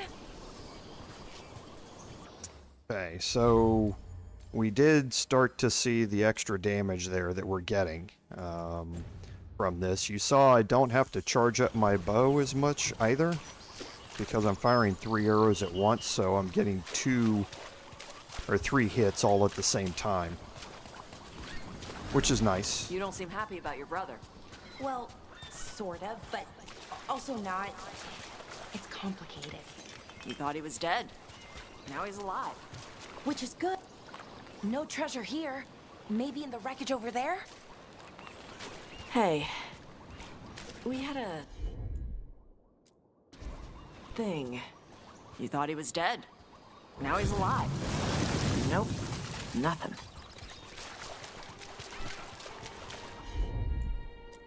Okay, so there's going to be a few of these stashes that you have to burn. Nope.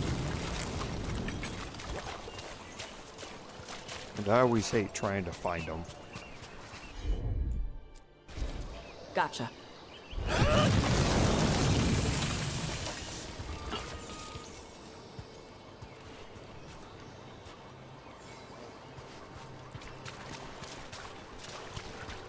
Okay, so now we'll head over to the next one. Search over there.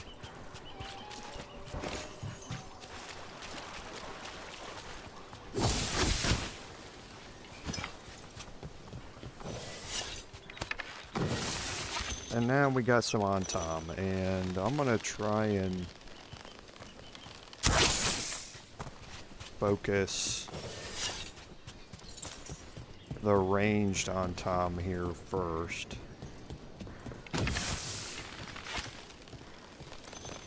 Let's see if I can get around here. It's fun.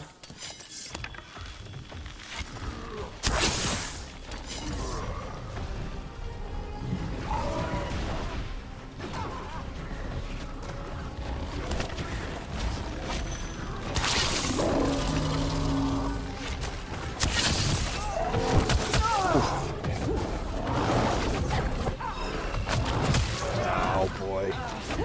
Timing is bad. There we go.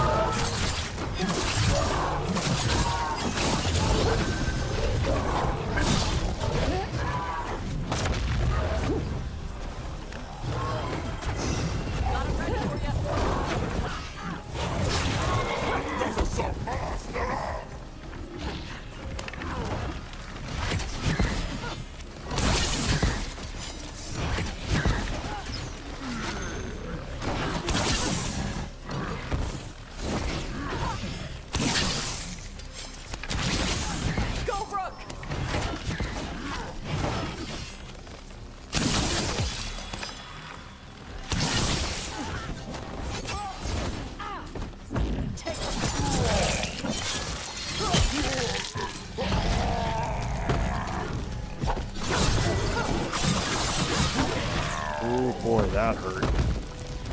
That's a strong combination of attacks if you have enough time to land it, where you hold heavy and you run in. And then you do a heavy attack to follow it up. If you can get it to land, if you have enough time to get it to land, it's pretty devastating.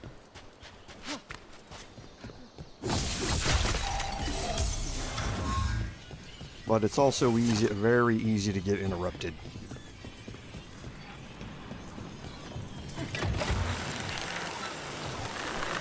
You don't seem happy about your brother. Well, sort of, but also not. Okay, plus 23 arrows at 4% apiece, that's Thought he was almost dead? an extra Now he's 100% damage that we're Which getting. is good that he's not dead, I mean. But it's not him. Well, it Okay, is, so you but can see we're going to he's get into a working with fight here, Anaris. so It was easier before. I could think of the good there's things. going to be a few little Now fights he's back before and it. I have to, I don't know, fix him? He's alive. That's a start. I hope so.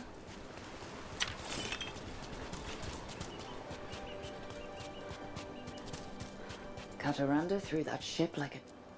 Looks like something took the treasure and... Okay, now if you want to skip Buried to the it? main fight, just go to the far one over there. We'll get into the little fights here. Watch yourself. Fuck them.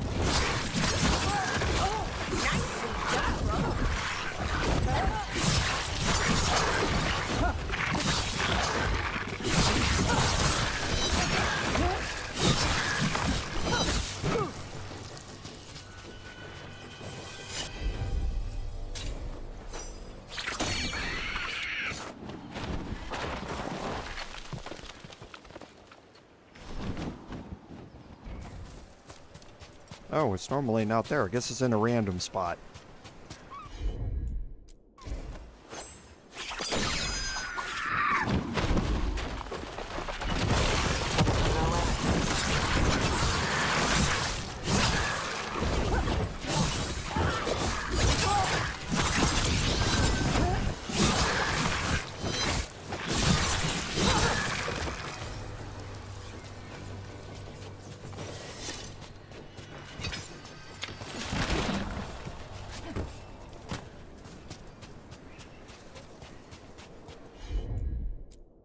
Okay, one more.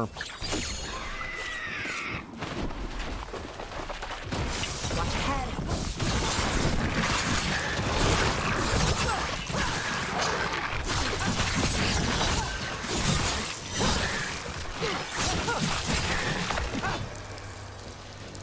Okay, and then on the last one here, or the one where you see the treasure.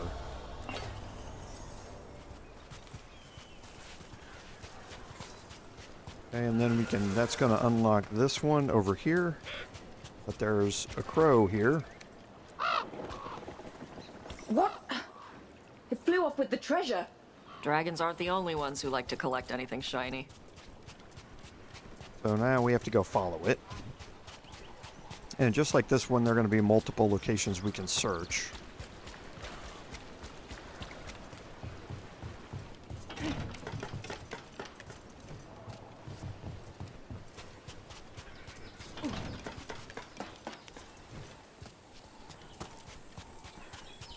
Oh, and yeah, we never did actually finish these up. I completely forgot about this. Hold on just a second. Because there's a particular order that you have to light these in. And I always forget what that order is. So one is this one right over here, and then 2 is up here, and then 3 is up here on top, the one that we're standing beside. So let's head northeast.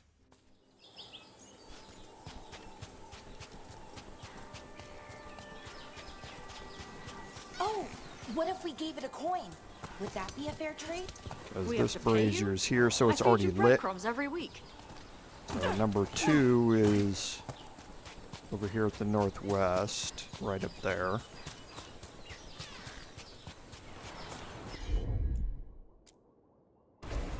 Okay. And then number 3 should be the one right where we were.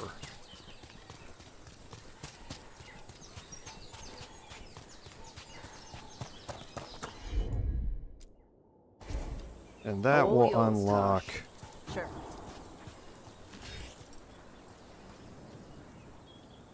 Okay. I'm on it. This We area got a here. new door. Bet there's something good on the other side. So, yeah, completely forgotten about that. Okay, so unlocking the Dwarven key. So +1 maximum potions.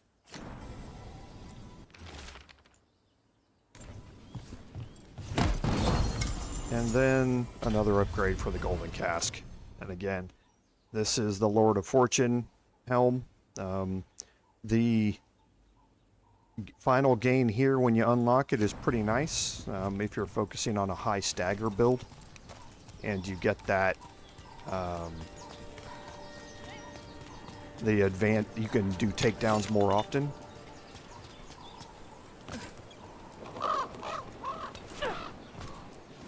This is all of the treasure stolen from Kataranda. Let's get to the beach where I lured the Vinsimer. Plenty of open space for a good fight. And be Okay, and it says... ready with poisons. Lightning dragons are more sensitive to poison than most. Okay, so for this, we're going to swap back to the reptile recurve. Because they are vulnerable to poison damage. And...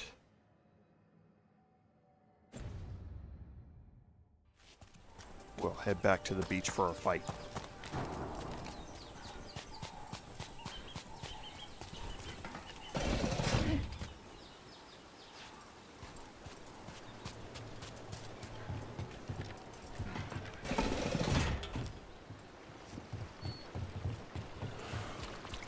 Okay, now this one you trigger by putting the loot down here, and then the fight is going to start. So before we get over here and do it, I'm going to drop a save.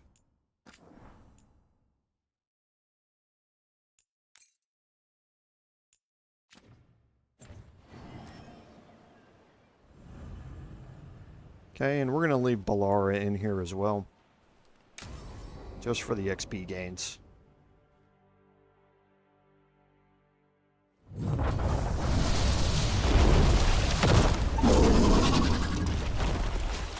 Everyone, get ready. No.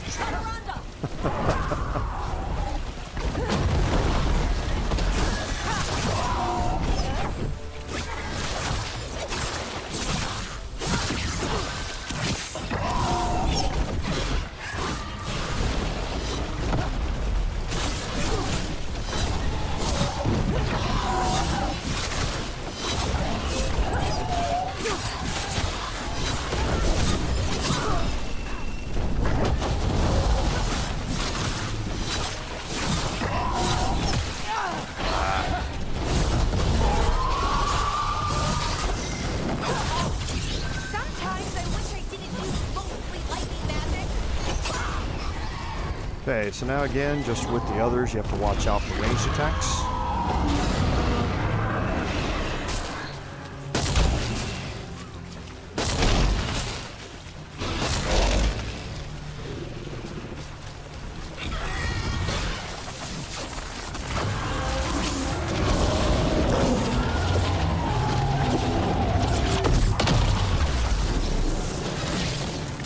You can see she's vulnerable to all of these stacks of necrosis. You can see they are yellow numbers.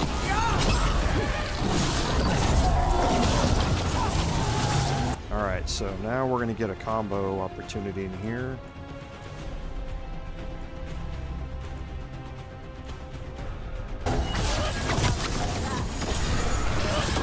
This is going to drop her on her side.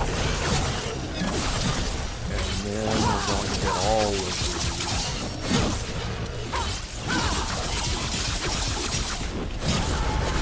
All of the damages.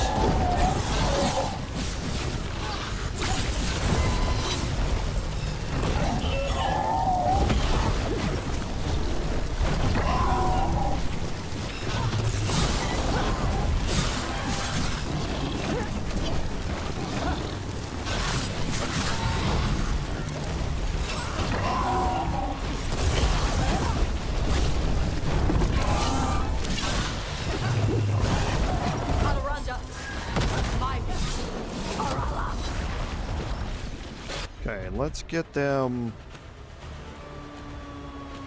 Oh, can't. Not in range. Okay, so again, watch out for ranged attacks. And then we're going to again stack up.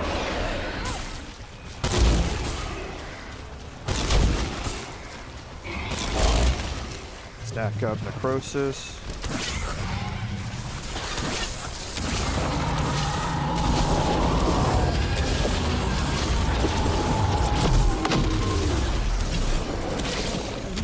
See, all of those stacks are helping. I'll get all of my buffs in here.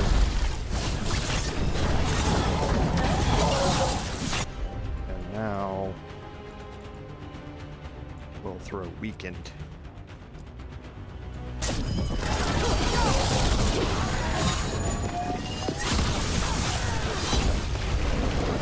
Get clear. Into the lip area.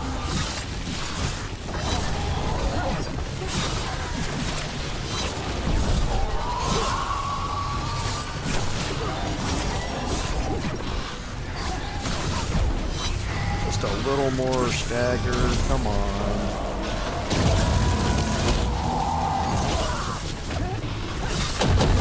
There you go. Hit it hard. Good fight! Good fight! We just took down Deathstorm the Stormrider. We are drinking for free tonight! And look! There's treasure caught in her scales. Yep. Stormriders carry around bits of their hoard. I think maybe they get worried when it's not with them. And that doesn't seem to mean anything, because there's no treasure here where her body used to be, so... But there is treasure over here.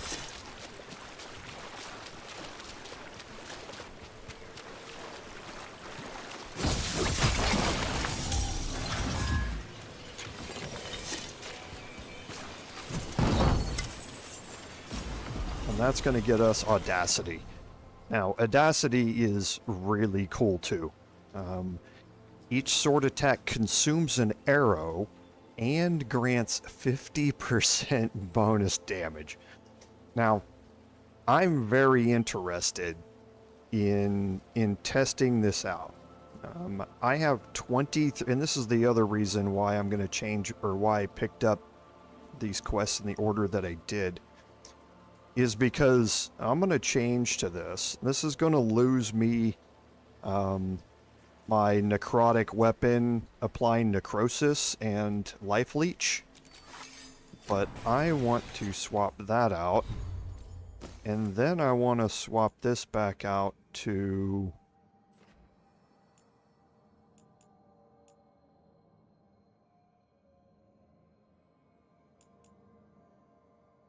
grip and rip. So now I have 23 arrows, and each sword attack is going to consume an arrow and grant 50% bonus damage. I find it a little hard to believe that I'm going to get that's going to stack. I mean, if it does, that is a stupid amount of damage. That is 1,150 additional damage, or percent damage, which I seriously doubt is going to happen. But I'm anxious to try this out and see what happens with it.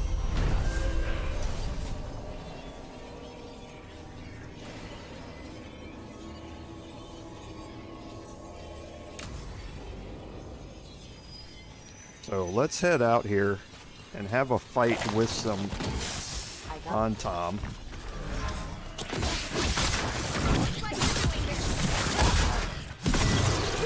Okay, well, maybe it does.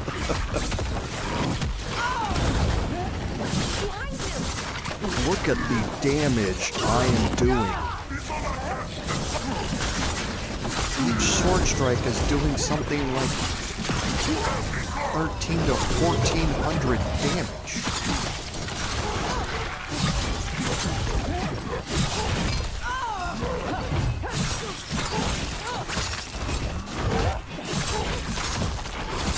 Nicely done. I mean,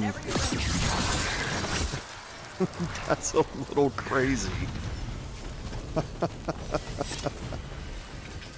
Okay. Well, I may have to keep trying this out. I did not try this out in my personal playthrough. I ran out of time. So I made it a point to get things done in this order so that I'd be able to try it out here. Okay, yeah, we'll see. So looking at our skills, we are making our way down to pick up the last couple of our abilities here. So we're going to take Lightning Quiver next. We're not going to be using it,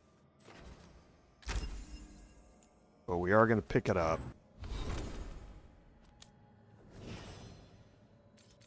Hardin, I think, picked up the Dwarven Key. And Tosh has some points available to us. Now we're going to continue on down this line. So the detonation damage, and this is from Weakened, detonating Weakened.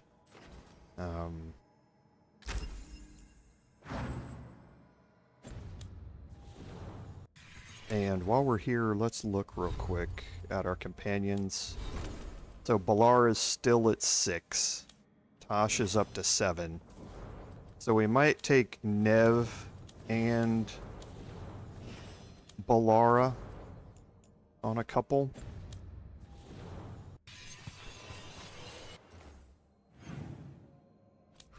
Okay, so we're going to head back to the lighthouse.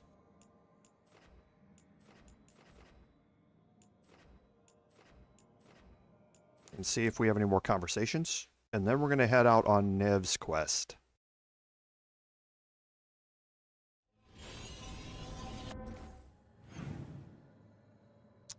So we do, and I know what this one's going to be, and we definitely need to go have it.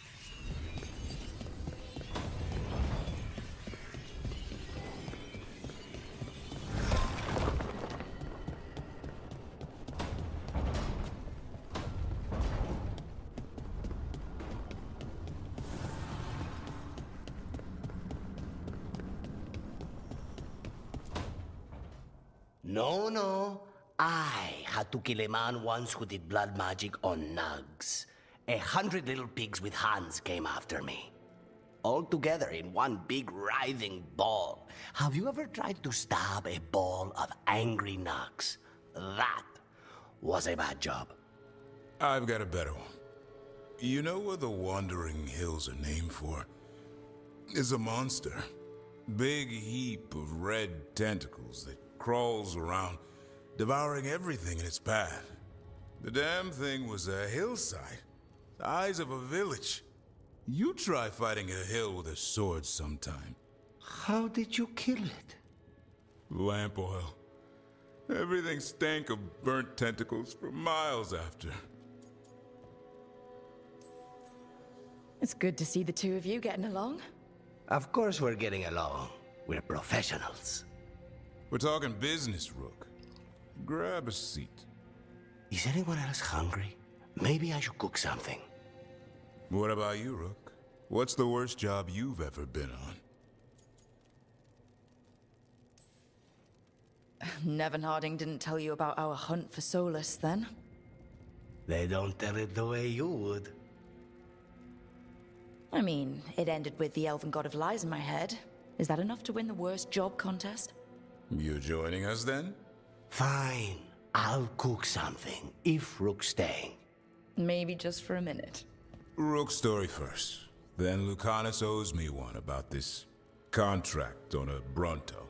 Mierda. That Bronto. Hey, Tomo, welcome to the stream. Sorry I missed your comment. I was a bit busy with a couple of dragon fights there. Why this game? I enjoy playing it. It's as simple as that. I don't, and that's the only reason I ever play games on my live streams. I'm not doing live streams for popularity or to increase subscriber count or anything like that. I do my live streams because I enjoy playing games, and I really had fun with all of the previous Dragon Age games. I'm really having fun with this one. I don't ever subscribe to all of the review bombing, virtue signaling stuff that everybody gets into, which has nothing to do with how I feel about the game. If I enjoy it, I'm going to play it. So that's why why I'm here doing this. And like I say, that's why I'm doing the Baldur's Gate 3 stream and why I'm doing the Avowed stream. It is simply because I enjoy playing them. So hope that answers the question for you. So let's go to Neve here for chasing leads. And this is probably going to be the last one that we get up to here on the stream. So we're going to take Neve and Balara here with us.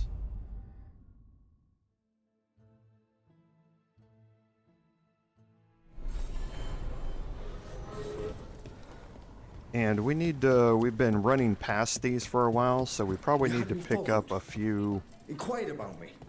I needed to be sure. The Knight Commander. Codex entries here. Tarquin's probably dirty too. After all the shit we've been through. Okay, so not too bad. We only had one out here. They finally took down both the Blighted Dragon. Okay, so for this one, we're gonna have to head back out here.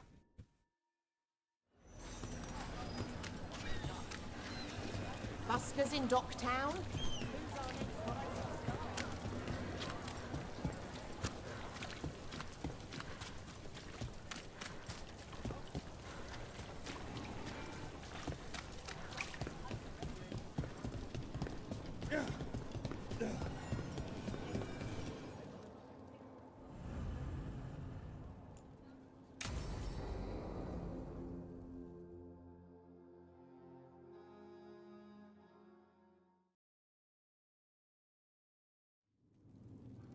There's dangerous fanatics, then there's Aelia.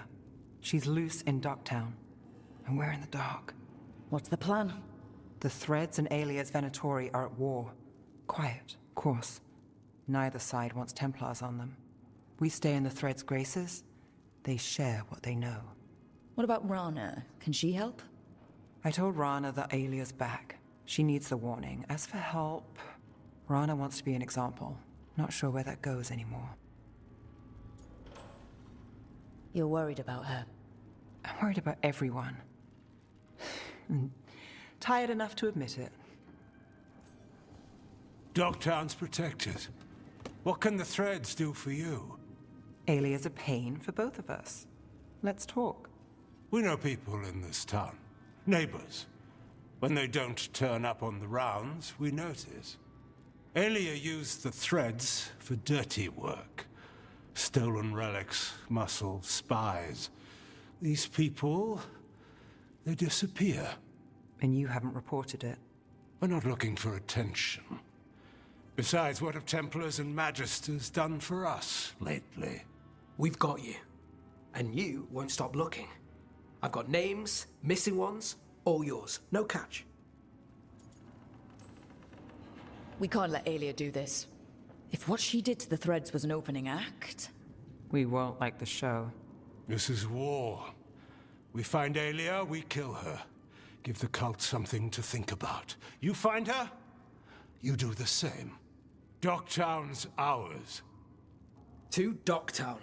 From the people who breathe it, bleed for it, no one's got its back like we do.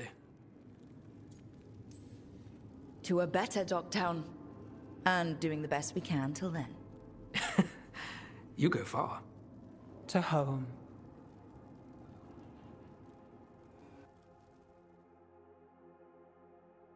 Okay, so this is going to advance her personal quest line.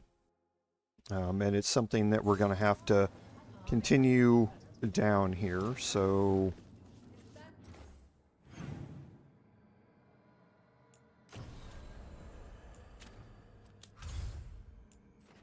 let's go back to the lighthouse.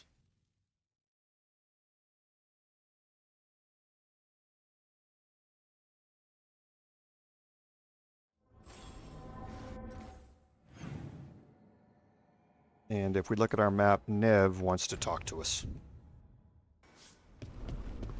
So let's go run out there, have a quick conversation, and we'll get on with the quest for her.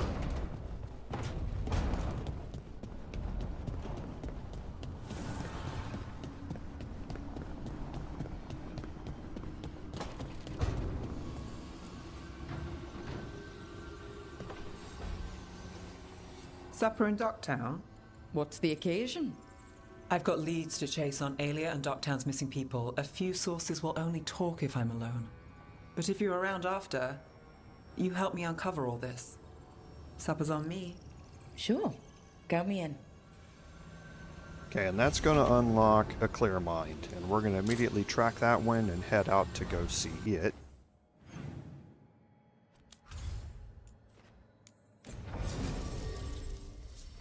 And again, we'll take Neve and Balara.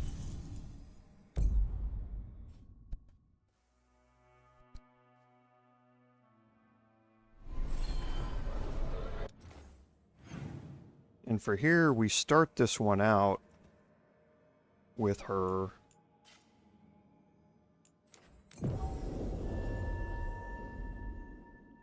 opening up a new area that we haven't been able to get to. My family isn't always But we'll have a fight on the way. You can find success in drugs, even if you're not from one of the old families. Sometimes all you need to do is just act like you're alive. People tend not to question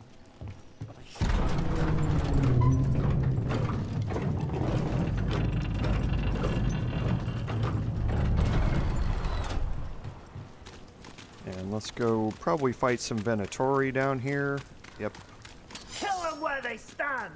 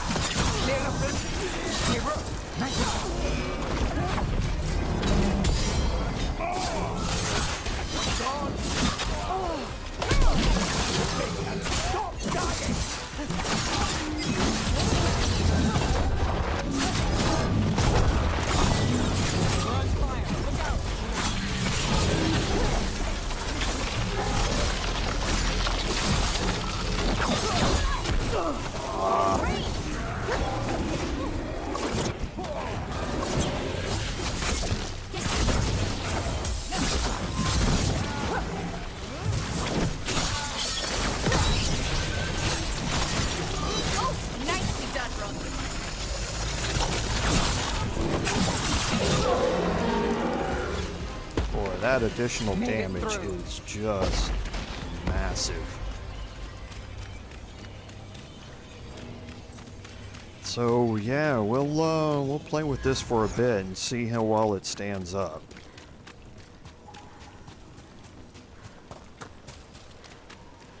It is robbing me of an affliction, which I normally do, but there's a bunch of damage here.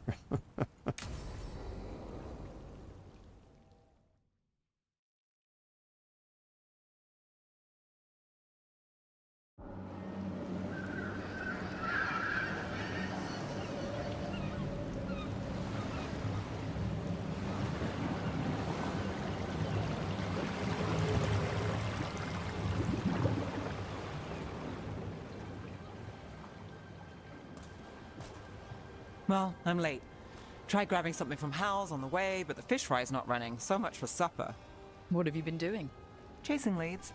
On Alias Venatori, Darktown's missing people, and anything that might come close. Find anything? Plenty. Something I can use is another story.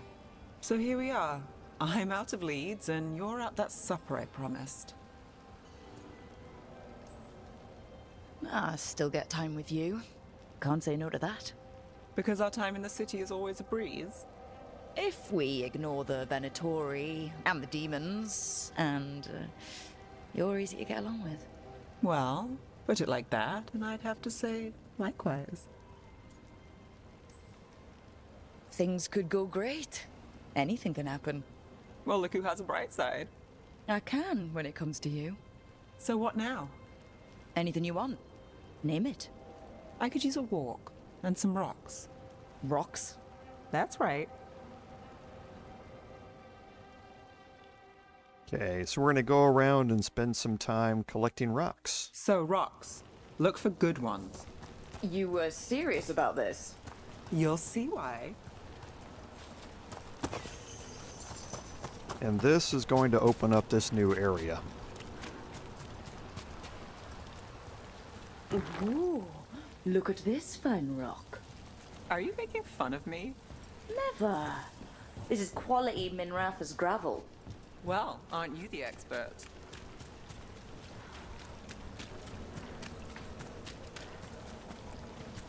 So many rocks. How to choose? You said anything I want. I trust you have a plan. Because plans go well for us. Okay, and that's going to unlock the Leatherband Notebook. And this is where you can change her chilled ability to shocked instead. And then once you've applied and unlocked it further, once you apply max shock stacks, then you can apply chilled as well. Well, I trust you then.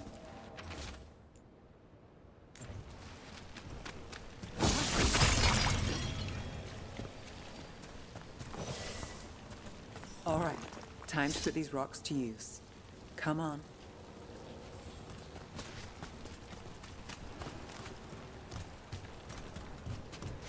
How are we doing? With the rocks or in general? Let's stick with the rocks. In that case, so far so good. Still trust I have a plan? I'm with you either way.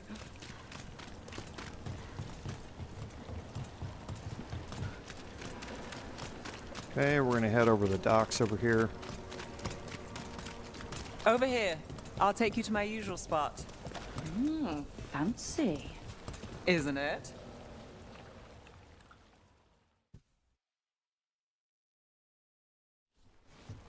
Is this what you do when you're out of leads? I'd look over my notes, but I've got them by heart. I just need to clear my head. Neve Gallus without a mind racing. I hardly know you. Aren't you clever? So, what are you thinking? You can't count on a lot here. When I started, I wasn't going to save Minrathus, never mind Thedas. But if I could take a job and follow through, well, maybe people could count on me. But at the end of the day, what have I done here? What sticks? If people like Aelia come back for more...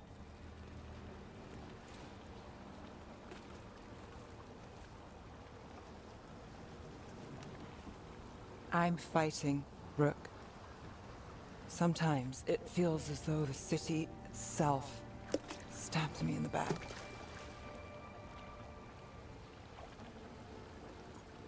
Okay, now this is the point at which our romance with Neve and with all the other characters in the game is going to reach a turning point. Because now, after all of the time focusing on this, we're now going to be asked to commit to an exclusive relationship with Neve. And that's going to lock out the other relationships with the other party members. Not on my watch.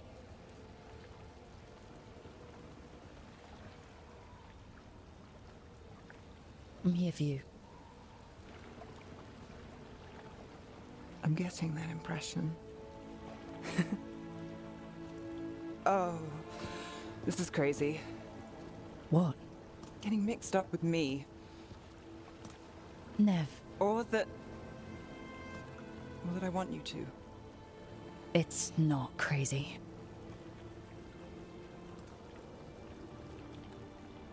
There's a lot to lose.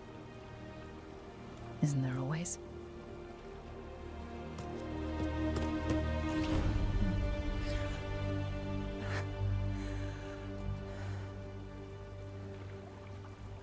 Have I told you your trouble?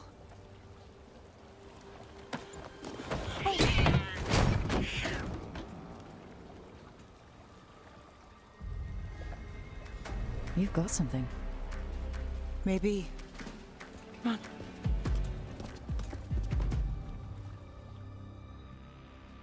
Okay, so now we've chosen our romance for the game. Ready to chase a long shot? We need to get to the spillway. But I want to do something else with my equipment first. We have the advantage duration here, but I want to change this back to the duelist coat. And get the +4 maximum arrows from this as well. So I think that puts us at 27. Yeah. So a couple of things that does. Again, at 27, we're now dealing 108% additional damage because of our max arrow count. And then for each one, we're upping that by 50% additional damage as we go. So, so yeah, things are getting interesting, to say the least. Okay, and for this, I Relic deal. think... When Aelia controlled Damas, she mentioned Bataris and the stolen relic. Why bring that up? Why would she care? We need to head around back here. Or one of her puppets. She's been careful, but there may be something to pick up at the site. A witness. Anything.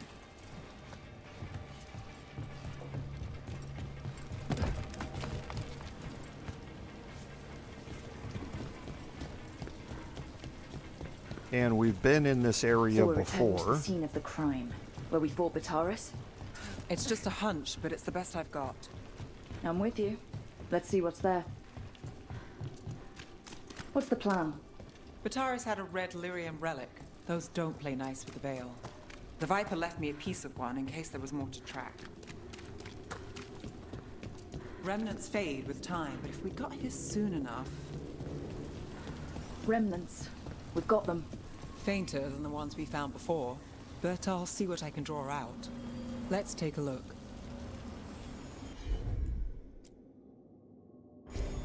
I'm on it.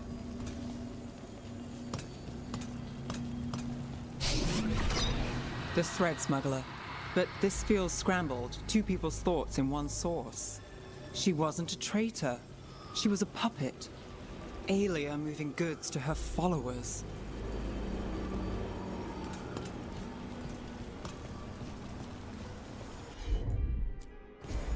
Sure thing.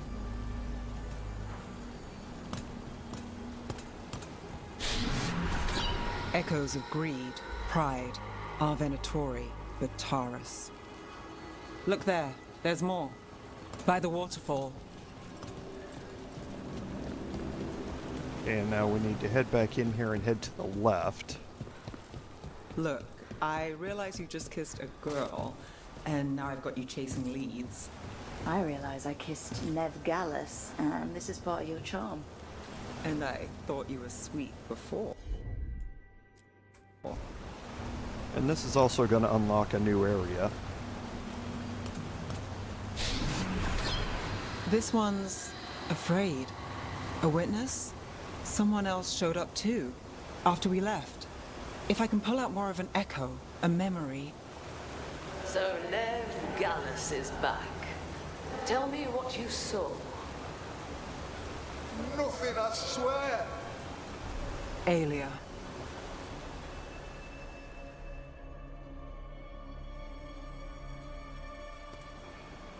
No. In my head. Stay out. bystander. They must have seen the fight.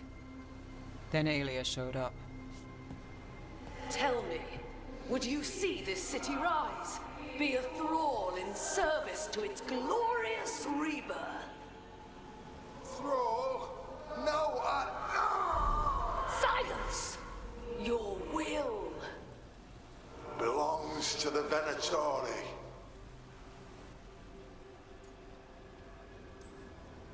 Damn it. The risen god will unlock my true power. He's given me Vena Vitalis. We start here. What's Vena Vitalis? A rumor, an old Tevinter ritual to increase blood magic. Fake accounts appear on the black market. The real records were burned by magisters. It scared them. But if Aelia cozied up to Algernon, an elven god might know the trick.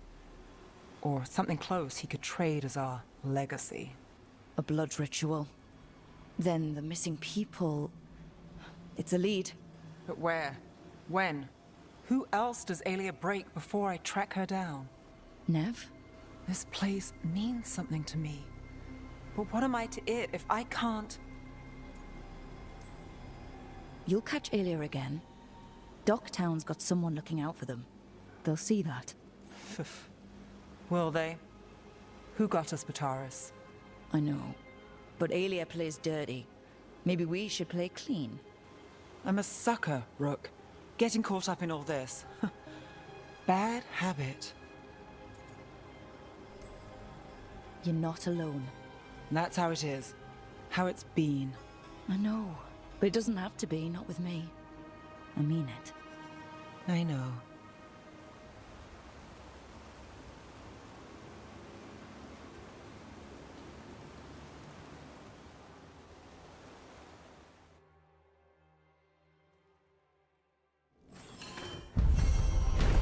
Okay, and that's going to complete a clear mind.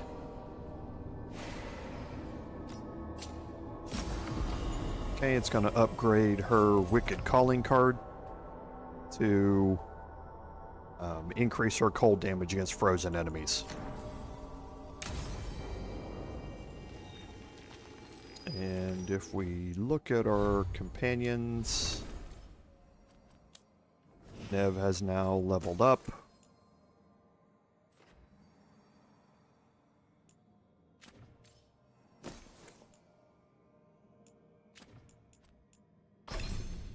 And for her skills, we've already maxed out her replenish, so now we'll finish up with Icebreaker here. So whether it's a critical hit or not is fairly rare, but we'll apply Frozen if it does hit as a crit. And for this, we'll take the additional 100% stagger.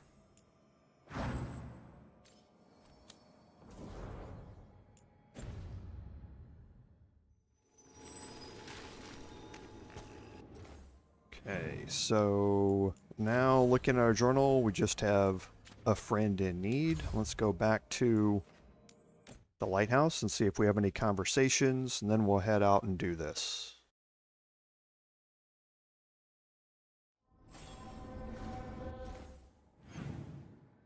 And we should have a conversation, and we do. So we'll go talk to Neve. And Emmerich real quick.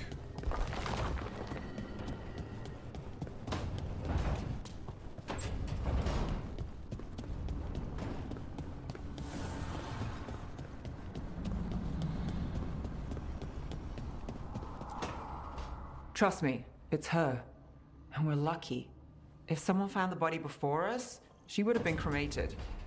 Ugh, I'll never understand that custom. What are you two up to? Rook, it's very exciting. Neve's invited me to help solve a murder. Well, if anyone's gonna gather clues from the dead...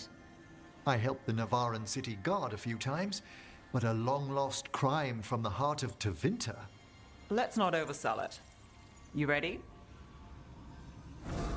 By the flame that stoked you, by the light that rises. Return and speak.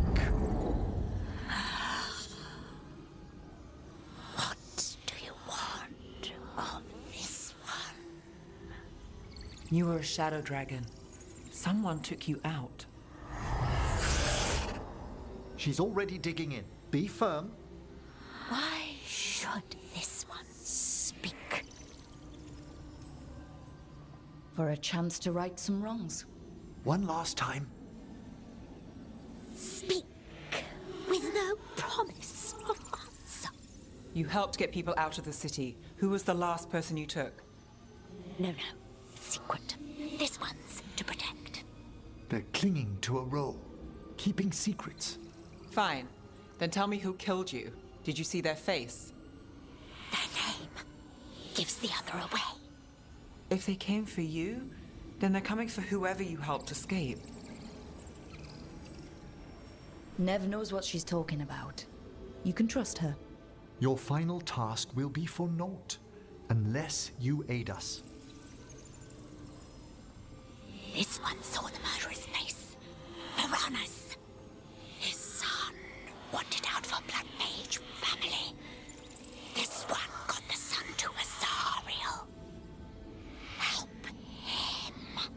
The shadow dragons will get him to safety.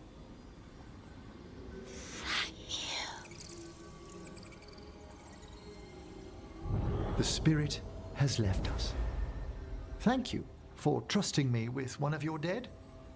Wouldn't leave that to just anyone. You're a different story. Thanks for the help. Anytime.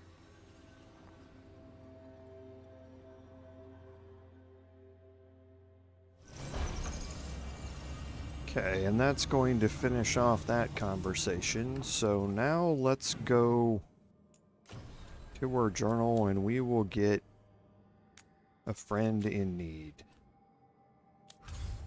And for that, we're going to head back to Arlethan.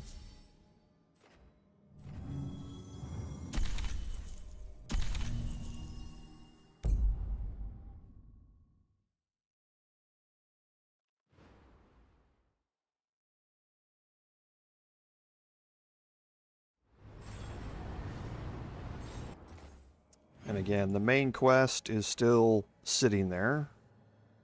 We're going to head off way up here because, again, we're going to be into an area that's new to us and unlocked.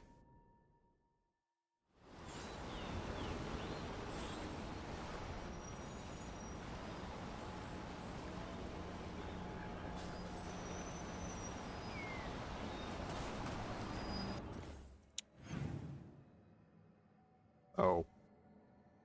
Yeah, I think I need to get to this from the other way.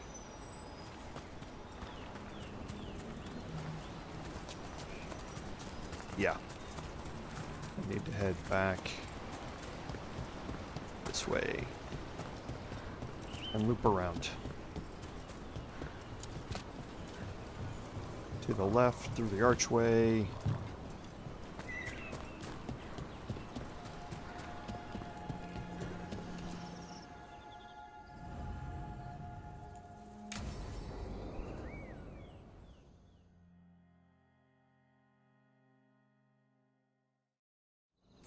Hassan can get the gate. Another truffle hunt? No, we're meeting Eldrin, the old elf I told you about. I spent summers here. Tended Hollow when I was a kid. Hard to imagine the mighty hunter hanging out with deer. Not everything in the forest should be hunted. Hassan, hang back.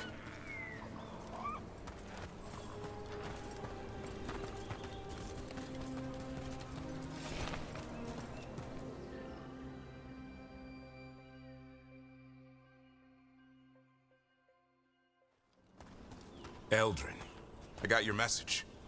Oh? Who are you? It's me, Davrin.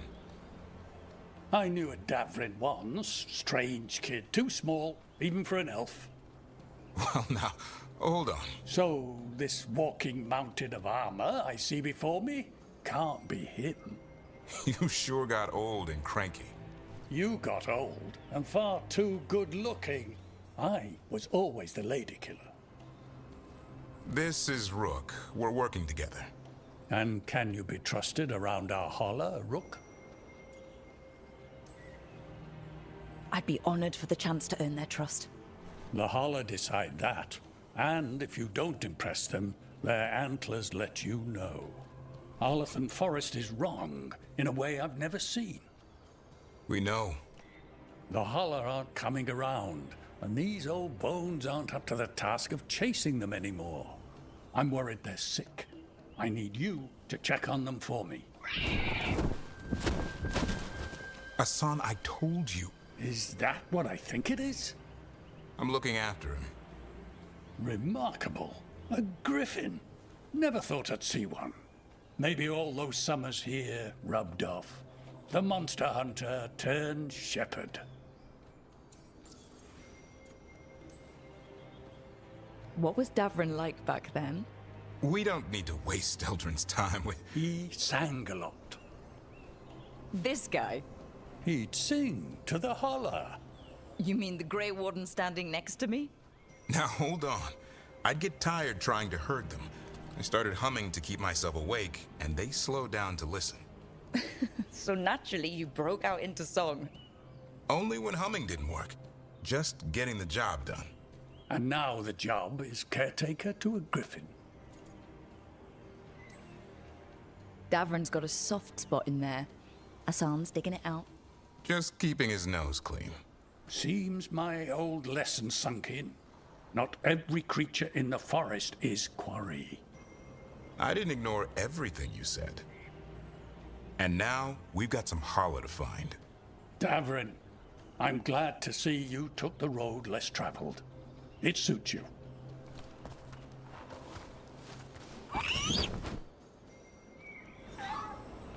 Okay, so we'll head out here.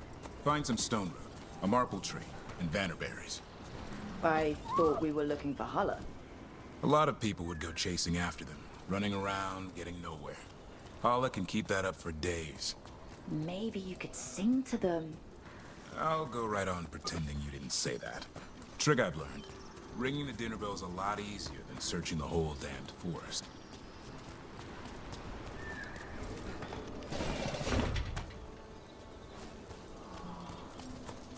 Okay, so we'll head up here and we'll do a little gathering.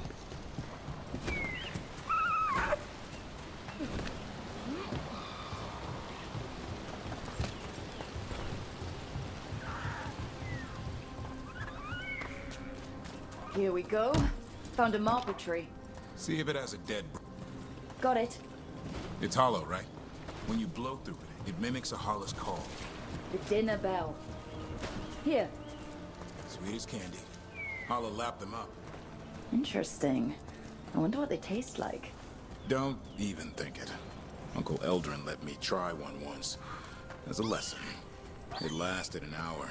Paralysis, hallucinations, cramps. Ugh. Uh-huh.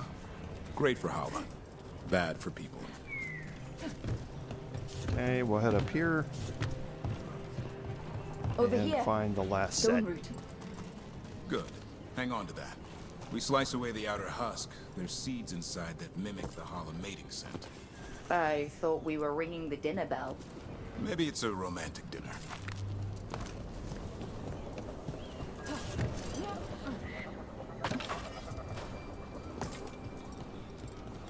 Time to get out that marple branch and call the Holler.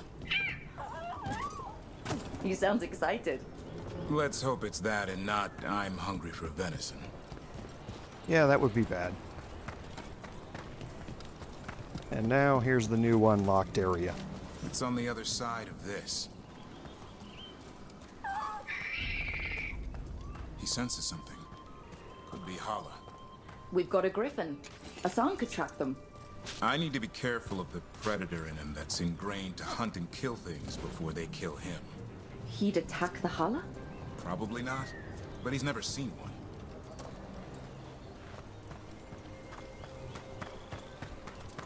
Okay, unlock the shortcut here.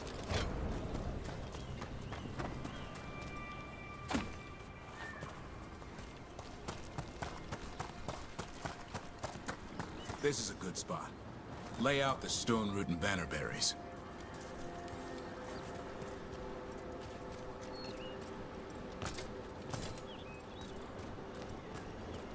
Okay, we're gonna do a little searching first.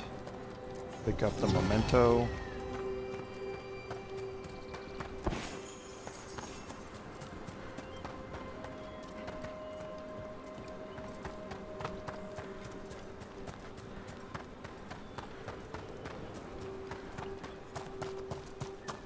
And we'll wait for that.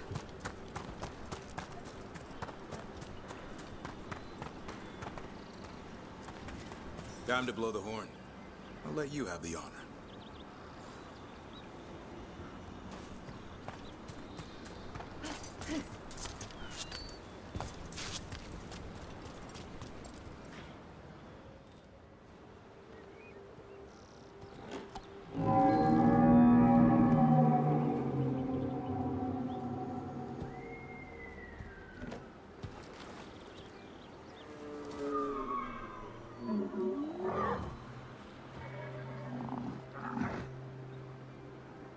It looks sick.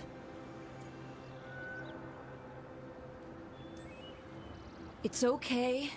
We're here to help. How do we help? Look around for more Vannerberries.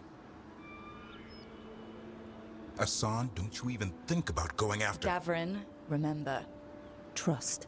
Right. Turlum. Okay. Asan, do as I would do, boy. Be nice.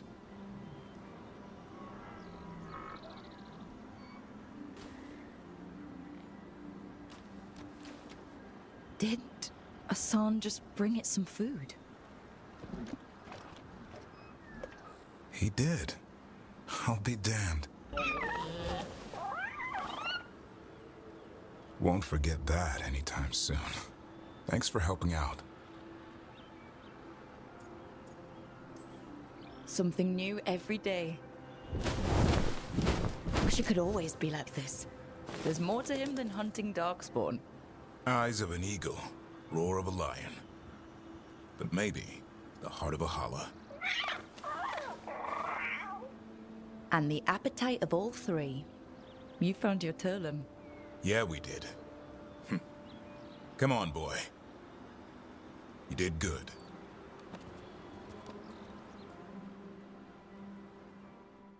We'll need to tell Eldrin about this holla.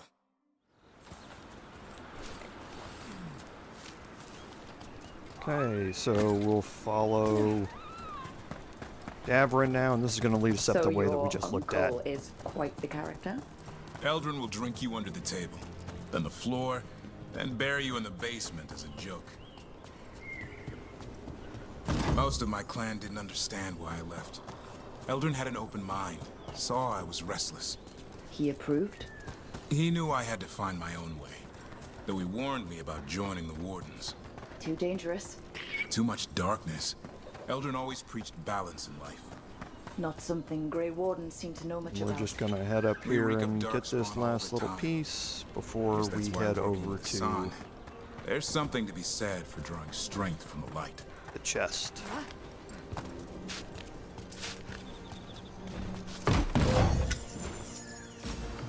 This is gonna unlock the next part of Karaste's double hat. Not something that we use. This is a momentum, stagger, and ability based item. And then unlocking this gate. Now we're back into areas that we've explored before.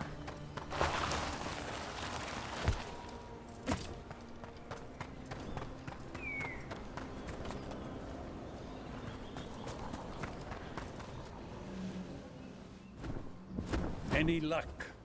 We found one. Looked sick. I was afraid of that. If you can find more Vannerberries... Asan took care of it. A griffin helped a holla? It's like he was a shepherd. I couldn't believe it. Remarkable. Nothing about that in the training manual. The world knows griffins as warriors who fought Darkspawn, but they existed long before that. Existed as what? A creature of the wild, free to explore their nature. But griffins live for the hunt. So do you. Yet now, you're a caretaker. I'm proof that anything can change. Don't know if it's for the better. Nothing about change is ever certain. I once knew a restless young elf who believed there was more to life than shoveling hollow manure. It's the nature of nature to surprise us. Maybe you're right.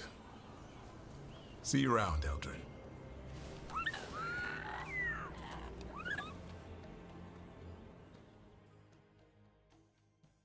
I always like that quest. It's a good interaction between Davrin and Asan, and that's going to complete a friend in need.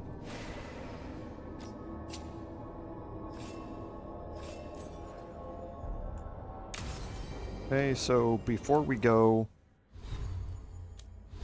we'll just check and see where Davrin is. So he's about halfway through level 8, which is good. So we will definitely drop a save here, and when we come back next week, we're going to be looking at the main quest line, because that's going to be the only one that we're going to have left to pursue, and it's going to start getting really good as we get through these later parts of the game here. So as always, I wanted to say thank you all for being here. I love the interactions that I get with my chat and with my community, and as I've always said, without your support, none of this would be possible.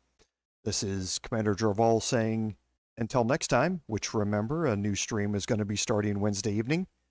Fare thee well.